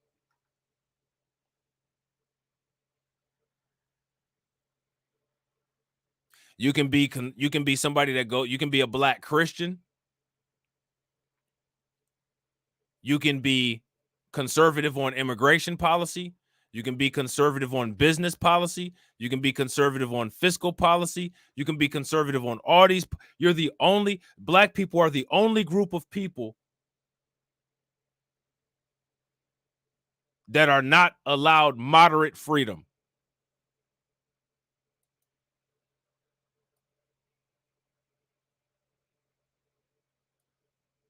And that's the doing of the other white political parties. There's white conservatives that are more liberal on LGBTQ issues than black people are. There's white conservatives that are liberal on 49% of issues. There's black people that's liberal on one issue, and white people call black people liberals because of that one issue, but everything else is conservative. That's white people's doing.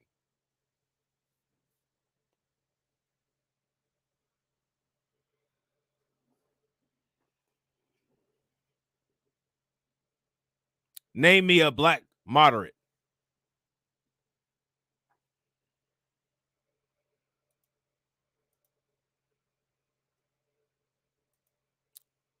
Show them to me. Show me the person that's a black moderate. Show me the person that mainstream politics accepts as a black moderate. Who are they and what's their policy platform? What's their positions? There are none, because the standards of what makes you a moderate it's an unspoken rule. They're different for black people in order to pigeonhole you into one of the political plantations.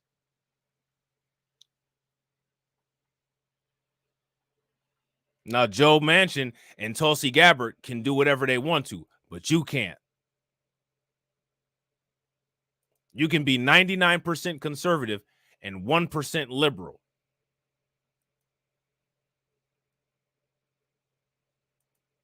And white people will call you a liberal. And they won't account for why. They won't answer the question. And we know why they won't answer the question. We don't need to have them answer the question. The fact that they won't answer is answering.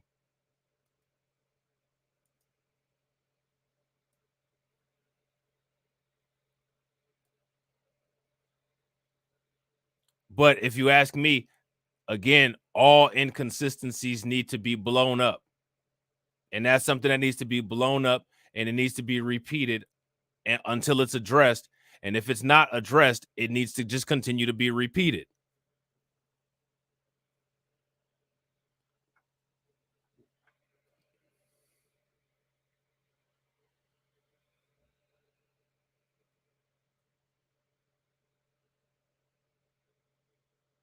And this is what I'm saying. there's already political boundaries. They played it. This is one of the reasons why politics, it's good to practice politics, right? I'm not saying for anybody not to practice politics, but at the same time, we need to have value chains on backup. Because the value chains will give us the flexibility to be able to work, to have political workarounds with things like white people having issues with black moderation.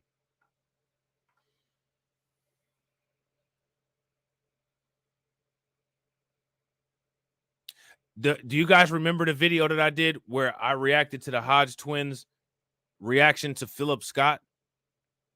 Now, like I've said before, I got a lot of respect for Philip Scott and I like his content, right?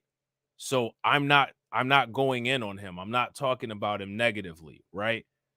But politically speaking, from the content that I've heard from Phil Scott, I think it would be a safe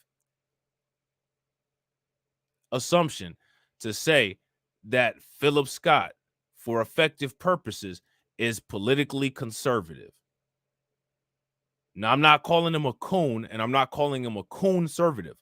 What I'm saying is that politically, he's conservative. Because I don't think Phil Scott is a coon. I think that he's a politically conservative black person. There's a difference. You know what I'm saying?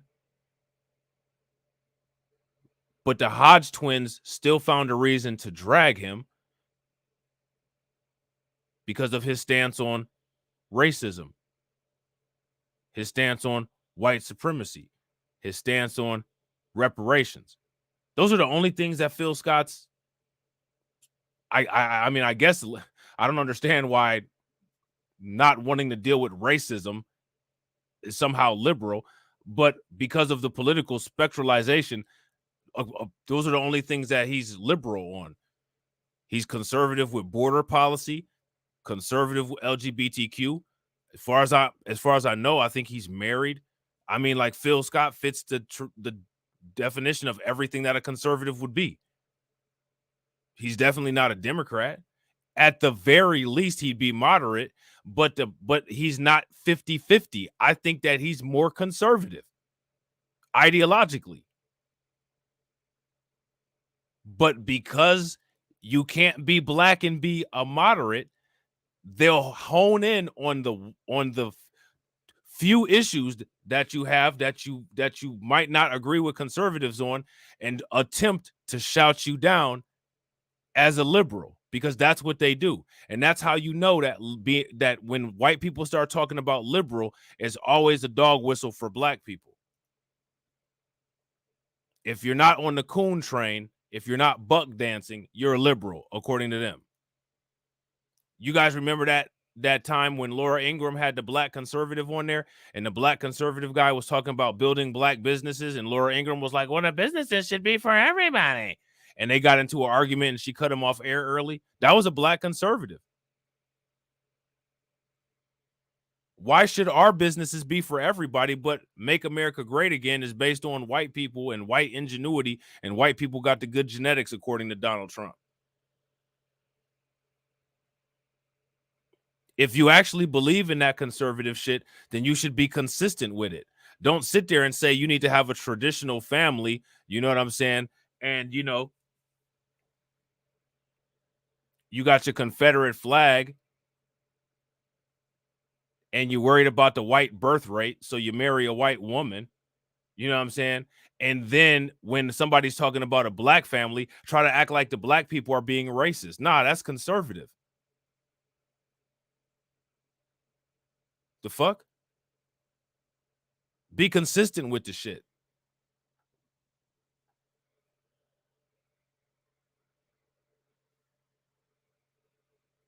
So when you got Umar Johnson sitting up there talking about the importance of a quote unquote black family, you got this idiot Jess Purley thing saying that that's racism.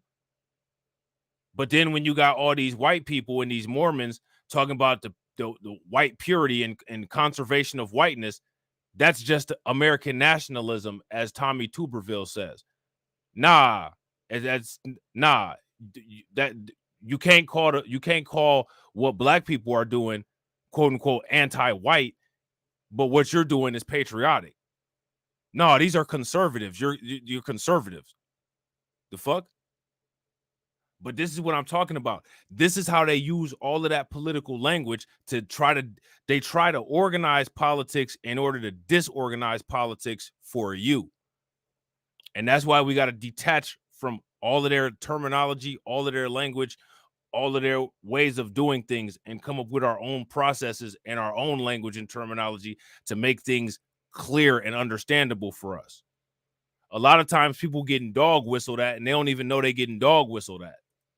You know what I'm saying?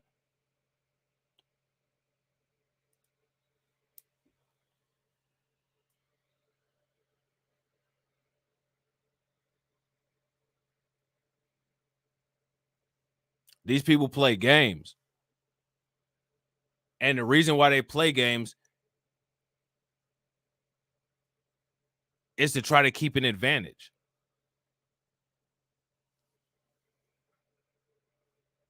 So people got to be aware of that kind of stuff.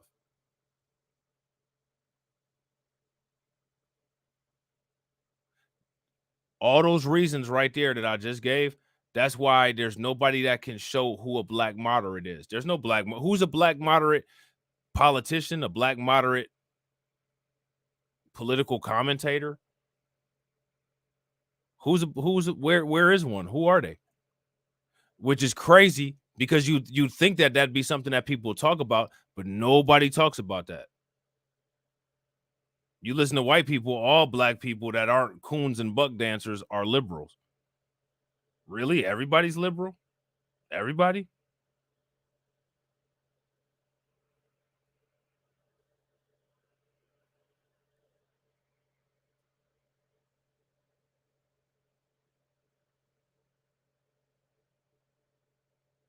Somebody need to ask Vivek Ramaswamy, well, what's your message for black moderates?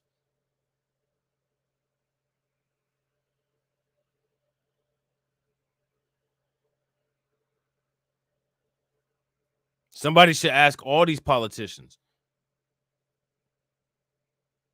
What do you have as part of your policy platform that services black moderates?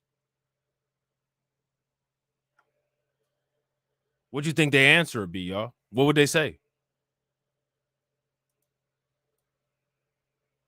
I want to vote for a politician that has policies favorable that black moderates can work with.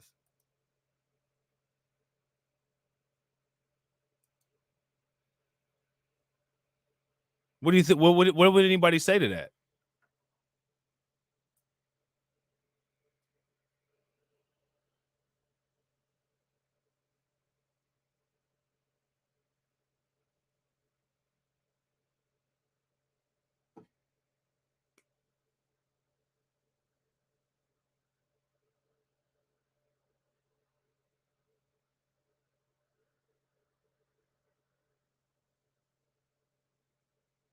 What would anybody say to that?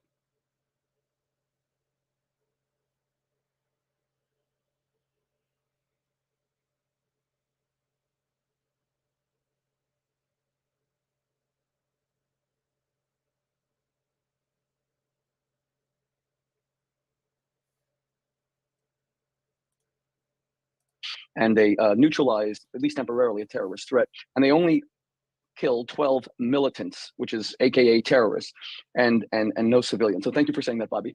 So you're a defender of Israel. You're a champion of Israel. You wrote an incredible article in Jewish Journal about why you support Israel. You marched at the Israel Day Parade. But most importantly for American Jewry, with Iran threatening a genocide of the Jewish people, you actually came out publicly recently against President Biden's new plan for an Iran deal, where he's already had Iraq release $2.5 billion to Iran, which will be, money's all fungible. It'll be used to murder people. They are terrorists. They slaughter their own women for not covering their head. They hang LGBTQ Iranians from cranes in public squares. You came out against that Iran deal, and Iran threatens Israel and the Jewish people with a second Holocaust and destruction and annihilation. And let me say one other thing. Yeah, I do say that he's still conservative.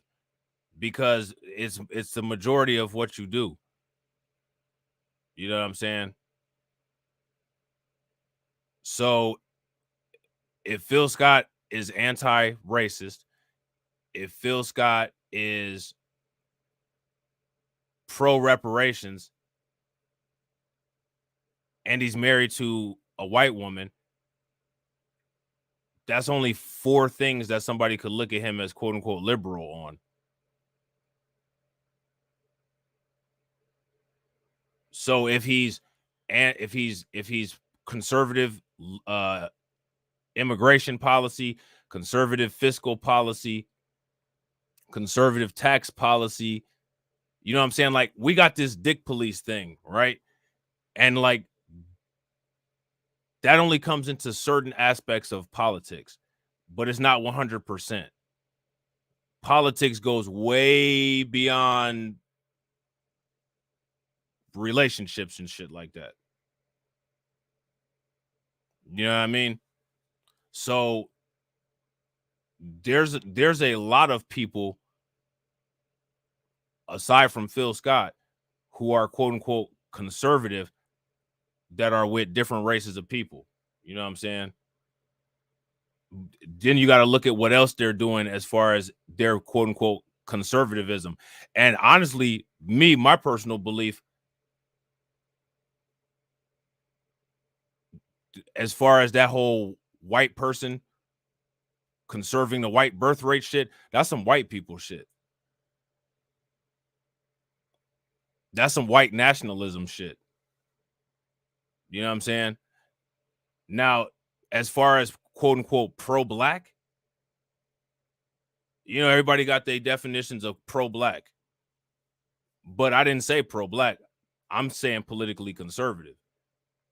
So if we're talking about politics, as far as I'm concerned, being pro-marriage, that's a degree of conservatism. So regardless of who you're married to, as long as it's a woman,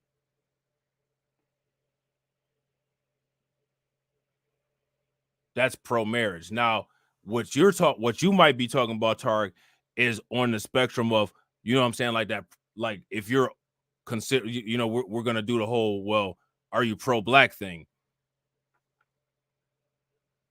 People got their ideas of that, you know what I'm saying?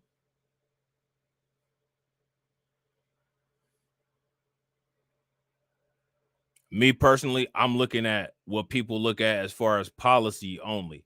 So, like I said, from Phil Scott's content, he's conservative on immigration. He's conservative on tax. He's conservative on LGBTQ. He's conservative on Ukraine. He's conservative on international intervention. You know what I'm saying?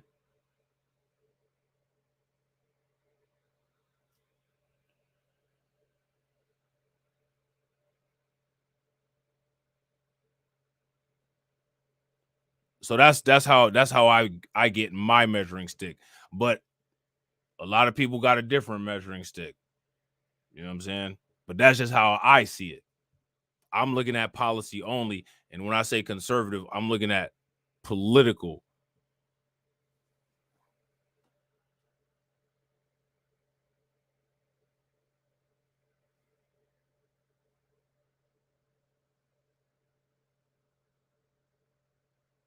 But I don't think, I think that when it comes to the quote unquote idea of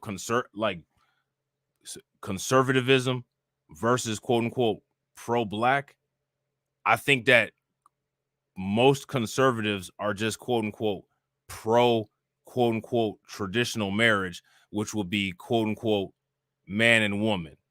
And then when you get to the nationalism levels, when you're talking about nationalism, that's when you get into the whole, well, you got to be the same race, and then you got to be the same ethnicity, and then all of that. You know what I'm saying?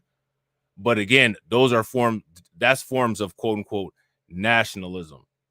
I'm just talking about politics. saying that. You mentioned LGBTQ. 2 weeks ago, there was a parade, a pride parade in Israel with 150,000 people in it. And at the same time, this year we see the Iranian government right next door hanging gays from cherry pickers in public squares. If you're a woman, if you're a gay, and if you're a Palestinian, you have much more rights in Israel than you do in any of the neighboring countries. If you're a Palestinian and you are a dissident, you want to criticize your government, the best place to do that, the safest place to do that in the Mideast is in Israel. So Israel is not a perfect democracy any more than America is a perfect democracy. So like what's crazy about this whole thing is this started out with him mentioning some things about C19. And as he's mentioning this stuff about C19, it's turned into all of these promises. It's turned into all these promises that he's going to do for Israel. So now my question is, where is our conversation like this, and what's being talked about in it?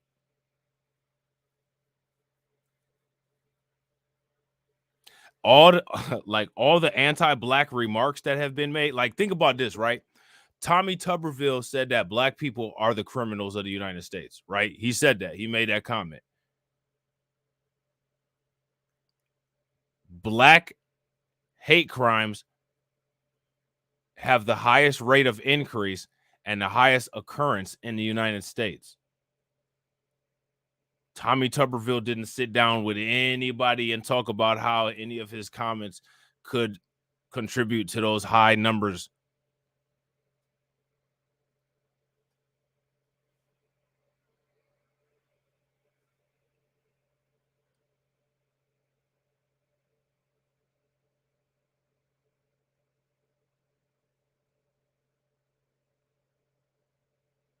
Notice how when it comes to this, there's nobody saying, well, what about everybody?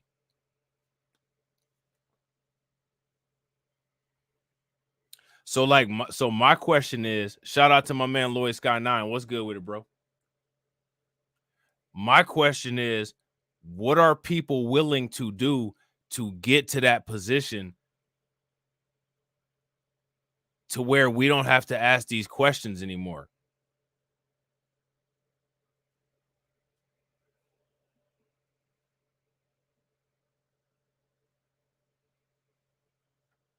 What are people willing to do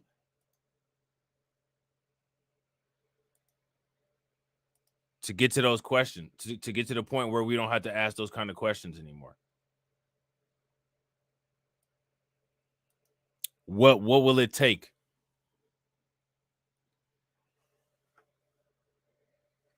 No. I know. I also wanted to clarify what I was saying. I think that it was good that you brought that up. I think that it was good that you brought that up because a lot of times those kind of things get merged. You know what I'm saying? And I think that it's important to have like a clear cut, like where we're clearly defining things. So now I didn't take it that as at all, bro. You know what I'm saying? You good. Don't even trip. Because like the reason why I say that is because like to me, like a lot of times people come up like when what I've found is that there's a lot of people that do content. There's a lot of people that do like advocacy. And a lot of times what ends up happening is that it's a popularity contest instead of it being for a net positive benefit, right? I would rather somebody sit down and listen to my content and actually be able to get up from listening to my live stream and be able to go and utilize the information that they got to actually do something functional for themselves. You see what I'm saying? And a lot of times, and the reason why I say that is because a lot of times when people are making, I seen a lot of, like I said, Amazing Lucas has said some stuff about Phil Scott, and like it's like, bro, that's not even relevant to the shit Phil Scott be doing or talking about. You know what I mean? And it's like, as far as Amazing Lucas goes, it's like you're a person that has a lot of influence on YouTube. You know what I'm saying? And you've been in the political circles for a long time. You know what's important when it comes to politics or not. You don't need to try to invalidate somebody else to try to make yourself appear more valid.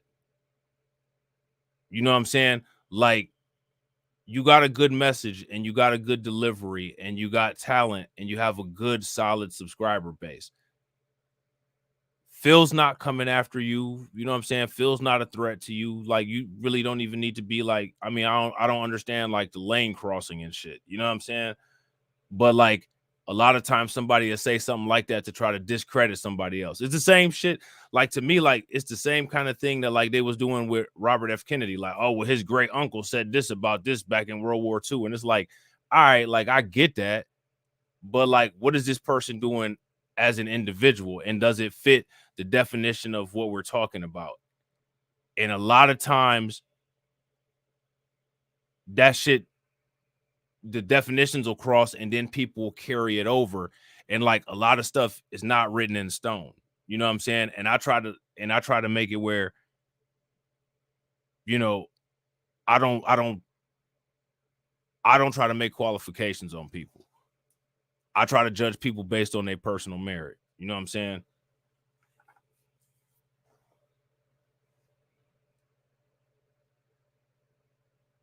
So no, I didn't think that at all. You know what I'm saying? I didn't think that at all. You know what I'm saying? And like the reason why I had brought that up is because of how people try to twist things. See, like just Pearly things, if she tried to sit there and say that Umar Johnson and Nick Fuentes are the same, right? And then you'll get a big snowball of white people saying, yeah, Umar Johnson is the black Nick Fuentes. And it's like, nah, he's not. They're completely different reasons of why they're saying the same thing. Or they're completely different reasons of why they're saying the things that they're saying. The reason why Nick Fuentes believes in his nationalism is different than the reason why Umar Johnson believes in his nationalism. The reason why Nick Fuentes believes in strictly dating within his race is a different reason than the reason why Umar Johnson believes in it. It's different. It's not the same thing. You know what I'm saying? You know what I mean? But white people will take that and try to use that to do the shit that they always do, to derange internal politics. You know what I'm saying? And they know that a lot of people are sensitive about those kind of issues. And a lot of times people fall for it every single time. Every time. You know what I'm saying? Shout out to my man Lehman Lucas. What's good with it, bro?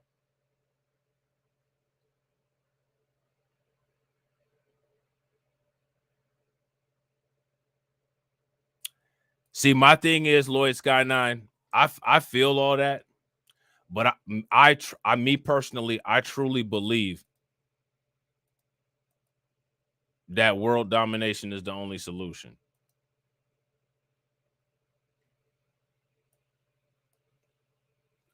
You know what I'm saying? I would never, I've said this before, like I would never get in front of any reparations movement to try to delegitimize or, you know what I'm saying? Like I would never do none of that. I support all the reparations movements. You know what I'm saying? As far as, you know, FBA and all that. It's not the reparations movement or the reparations idea or the ideas behind it that I don't trust. I don't trust our government and I don't trust our neighbors. And if you pay attention to how, quote unquote, our neighbors did things, they took over the whole world so that they can have quote unquote freedom. So if they can have freedom by taking over the whole world, I don't see what the problem is with us doing the same thing.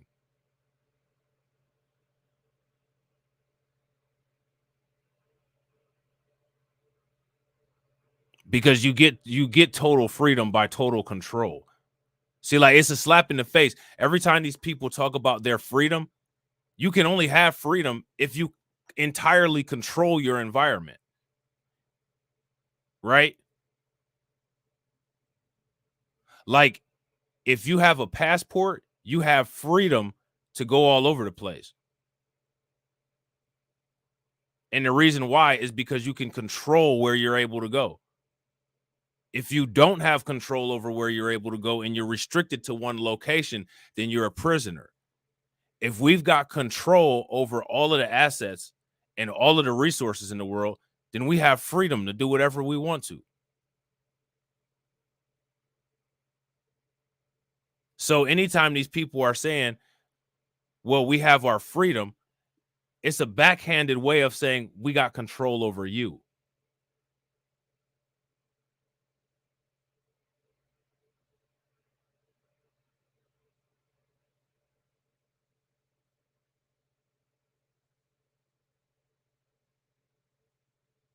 That's the joke.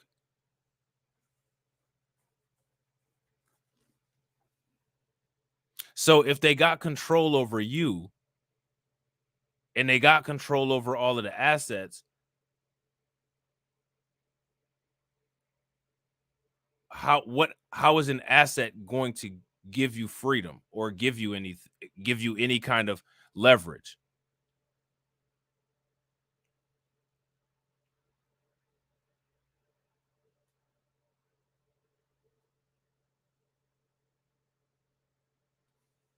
See, that's my question. See, like, I believe that we've waited long enough. If people actually wanted to coexist, then we'd be coexisting. But I think that the evidence has shown that they don't have a desire to coexist. And since they don't have a desire to coexist,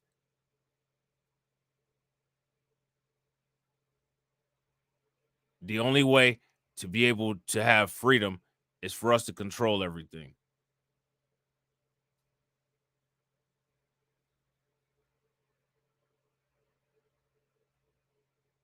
Because as of right now, and for the foreseeable future, everything is a negotiation for them to divvy things up. And I don't like nobody else dealing my cards.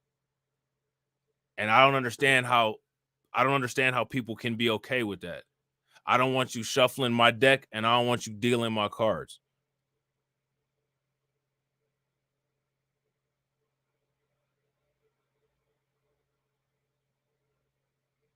Well, you can have this. Nah.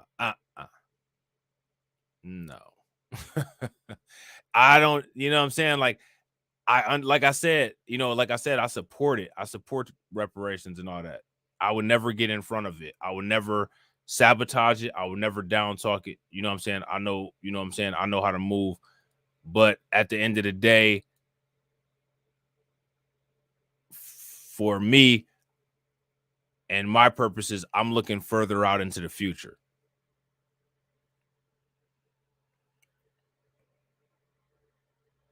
You know what I'm saying?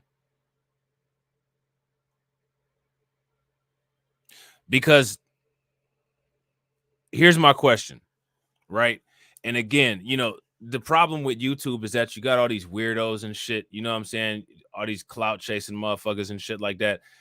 Somebody get hold of my live stream and clip a little part right here and be like, oh yeah, see this nigga Rob talk.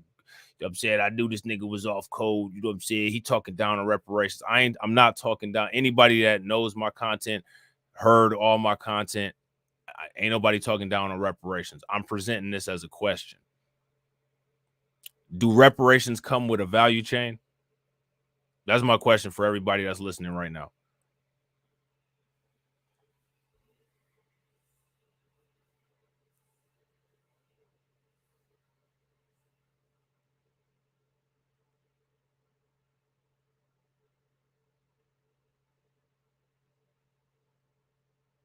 let's say, for instance, that like the California reparations initiative goes off without a hitch.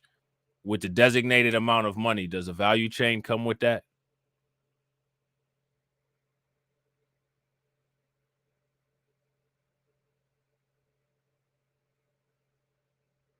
Bron said, I just had StreamYard queued up. Good thing you said something. You did? You had StreamYards queued up? You was about to stream?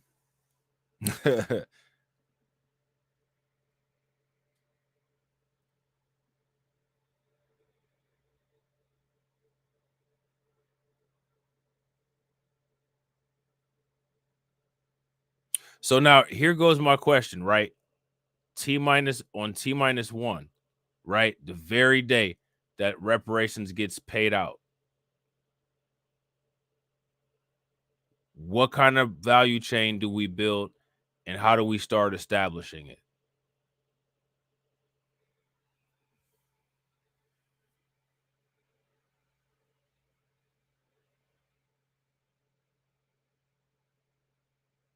Now people will be like, well, why are you asking that question, right? You're trying to ask that question to debunk reparations. No, I'm not trying to ask that question to debunk reparations.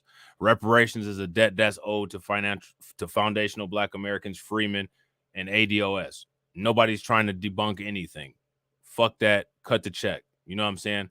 But what I'm asking, right, is because I want, again, my purposes of my content are for the future, the long-term future. I'm talking about like 2330,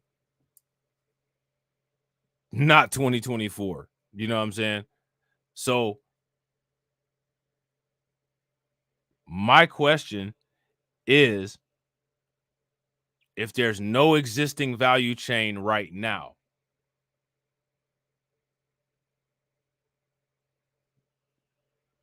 the day reparations hits,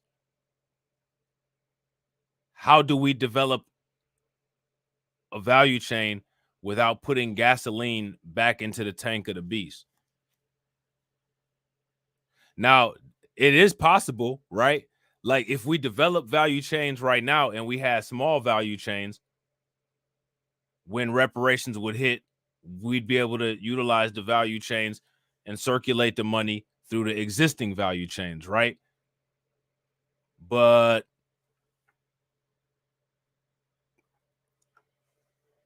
I don't think the idea of value chains is going to catch in time for the check to drop.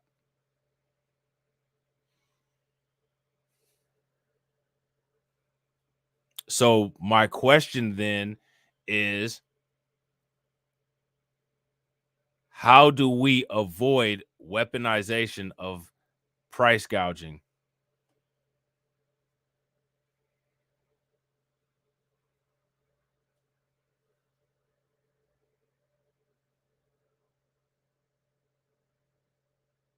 And again, I'm not asking these questions to say we shouldn't get reparations. I want to make that, I really hate the fact that we operate in an era where we have to repeat stupid shit multiple times. But I'm asking this as an insurance policy. I'm asking this as a preparation.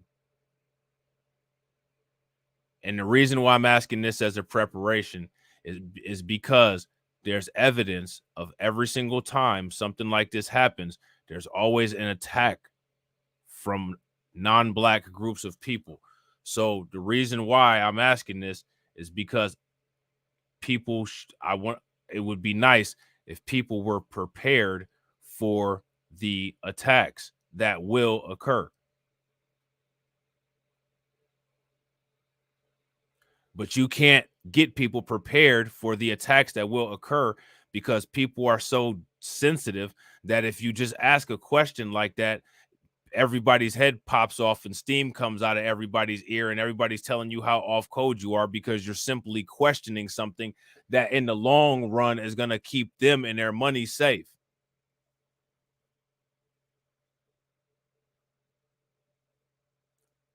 Motherfuckers is so goddamn sensitive that all the times that I had to repeat, I'm not against reparations, motherfuckers could have came up with some solutions and shit, but I got to keep repeating that shit so that motherfuckers don't start crying about the shit.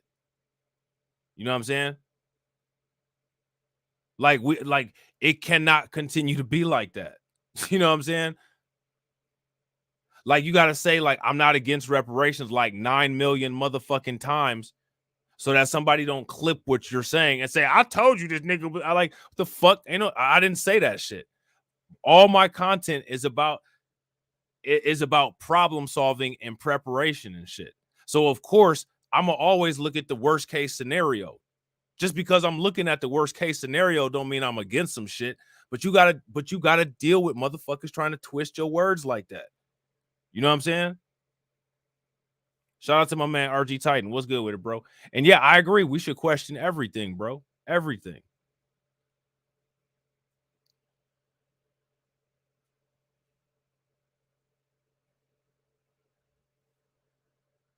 Like, we're grown adults, you know what I'm saying? And shout out to the people that's watching in here. You guys know I'm not talking about y'all, but it's constantly people just scanning the internet, scanning YouTube to see if they can find a little sound bite or something here, find a little sound bite or something there, and then they take that shit and try to weaponize it.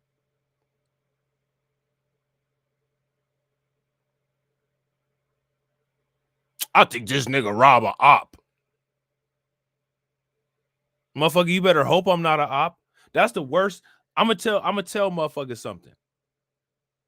You better pray to God that I'm that if I was an op, motherfuckers would be non-existent. So that's how you know that I'm not an op, because I try to stay in my own lane. You know what I'm saying? I don't try to cross over into other people's lanes and shit. You know what I'm saying?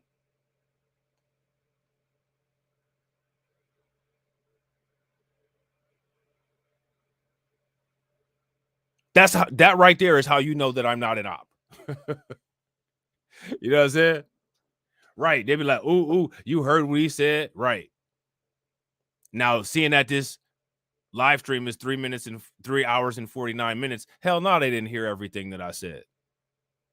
And they asses didn't listen to shit. You know what I'm saying?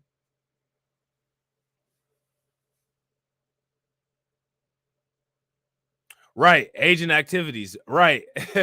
Right, Bronze. You know what I'm saying? Agent activities. The fuck out of here. You know what I'm saying? What agency? You know what I'm saying? Like, you know what I mean? Like, motherfuckers say some shit like that. Nah, I'm trying to tell motherfuckers, like, keep your money, secure your money, and build a value chain with this shit. That's what I'm saying.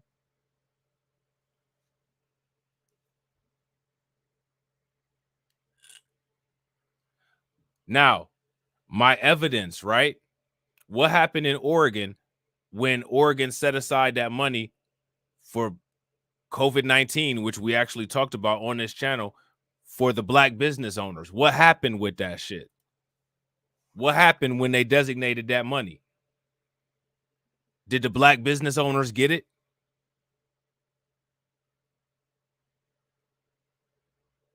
Why didn't they get it? Because they got attacked. That ain't their fault. And I'm not against them getting that money. But what I'm saying is that these motherfuckers are on the prowl.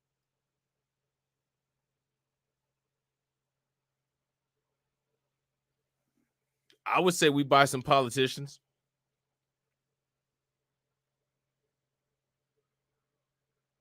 What happened to Manhattan Beach? They finally fought that long-ass fight and got Manhattan Beach. And then the city zoned them out. Wouldn't let them use the property for anything lucrative. So they had to turn around and sell it back to the city. And then the city going to turn around and use it for something lucrative. So the point of me saying that is that if you pay attention to how this shit works, it's always some bullshit. Make sure that you got a contingency plan in place for the bullshit. And that's one of the reasons why I say, yo, people should start working on creating value chains now. That way, when the checks do drop, I can come and say, yo, Bronze, I want to use your construction company to build this building for me.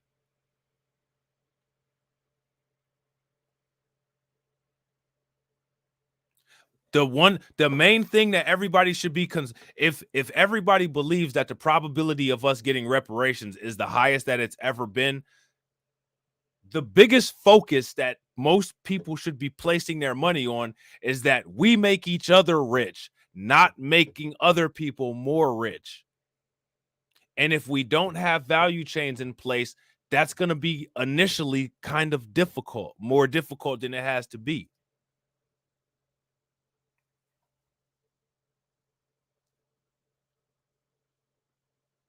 That's the only thing that I'm saying. If I can go, if we've already created a value chain and I can go to bronze to get my construction company, I don't have to go to some other place to get my construction company. You know what I'm saying? But if we don't have the value chains in place, I might have to, you know what I'm saying? I have to, Bronze got to build his company up. He got to buy some nuts, screws, and bolts from somewhere else. You know what I'm saying? I got to get some construction done from somewhere else. And now after we spent $200,000 or $300,000 with other people, making them more rich, now we can spend money with each other. Fuck that. I'm trying to spend all the money over here. That's what I'm saying.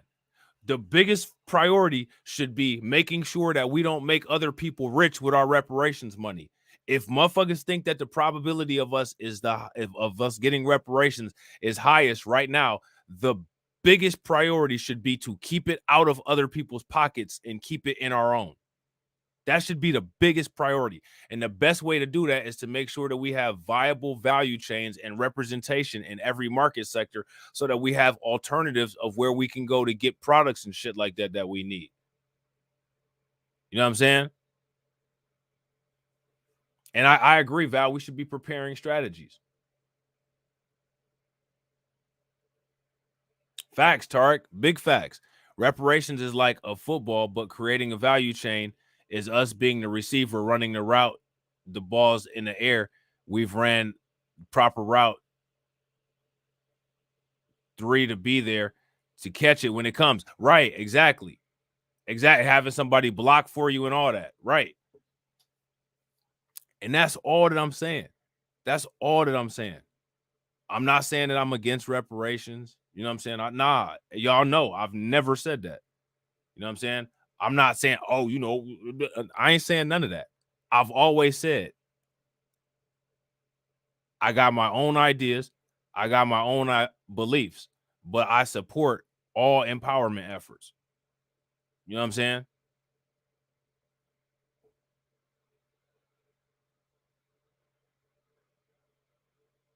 So I would never say anything like that, but I'm a problem solver. I look at problems. I'm always looking at the worst case scenario. I'm always looking at the glass half empty because there's got to be somebody that does that shit.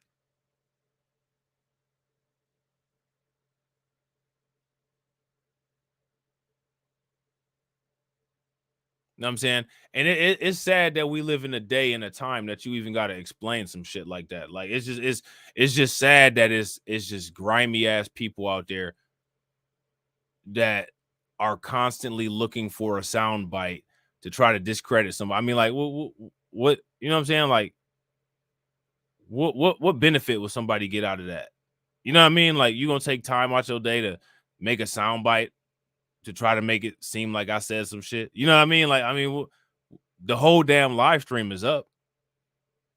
Somebody gonna go back and listen to the shit and be like, you know what I'm saying? Like you lying. But at the same time, though, there are people that are so damn dumb, they won't even understand a word that we said and be like, it was talking shit the whole stream. I just like all them people that watched that stream that I did about Phil. You know, that stream got like 1.6K views. The only reason why 1.6K people watched that shit was because they thought that I was like, they thought that I was going like dog Phil or go in on Phil. You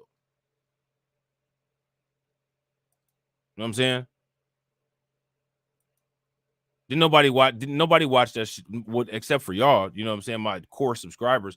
But like the other people that watched it, like after the live stream, people that wasn't subscribed, those were motherfucking gossip train, messy ass YouTube trash that watched the shit.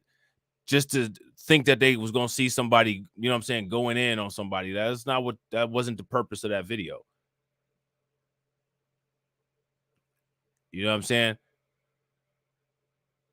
But that's how sad YouTube is, though. You know what I'm saying? That's how sad YouTube is. Instead of getting the point out of that shit that we don't have a political home, 1.6K people wanted to watch that shit to see, oh, what kind of new juice is going to be on this live stream about Phil. Ain't no new juice going to be on a live stream about Phil. I ain't looking for juice on Phil. I respect Phil. I think he's a good content creator. I think he's a net positive. You know what I'm saying? Yeah, that's facts. Many of them hate Phil. And what you hate somebody on the internet for? You know what I'm saying? Okay, like you don't like his talking points, you know what I'm saying? Like, okay, you know, like move on. Keep it moving. You know what I'm saying? He ain't killing you, he ain't hurting you, he ain't doing shit to you. You know what I'm saying? Like, you know, I talk shit about Umar Johnson at times, but I don't hate him. You know what I'm saying? I don't hate nobody on YouTube.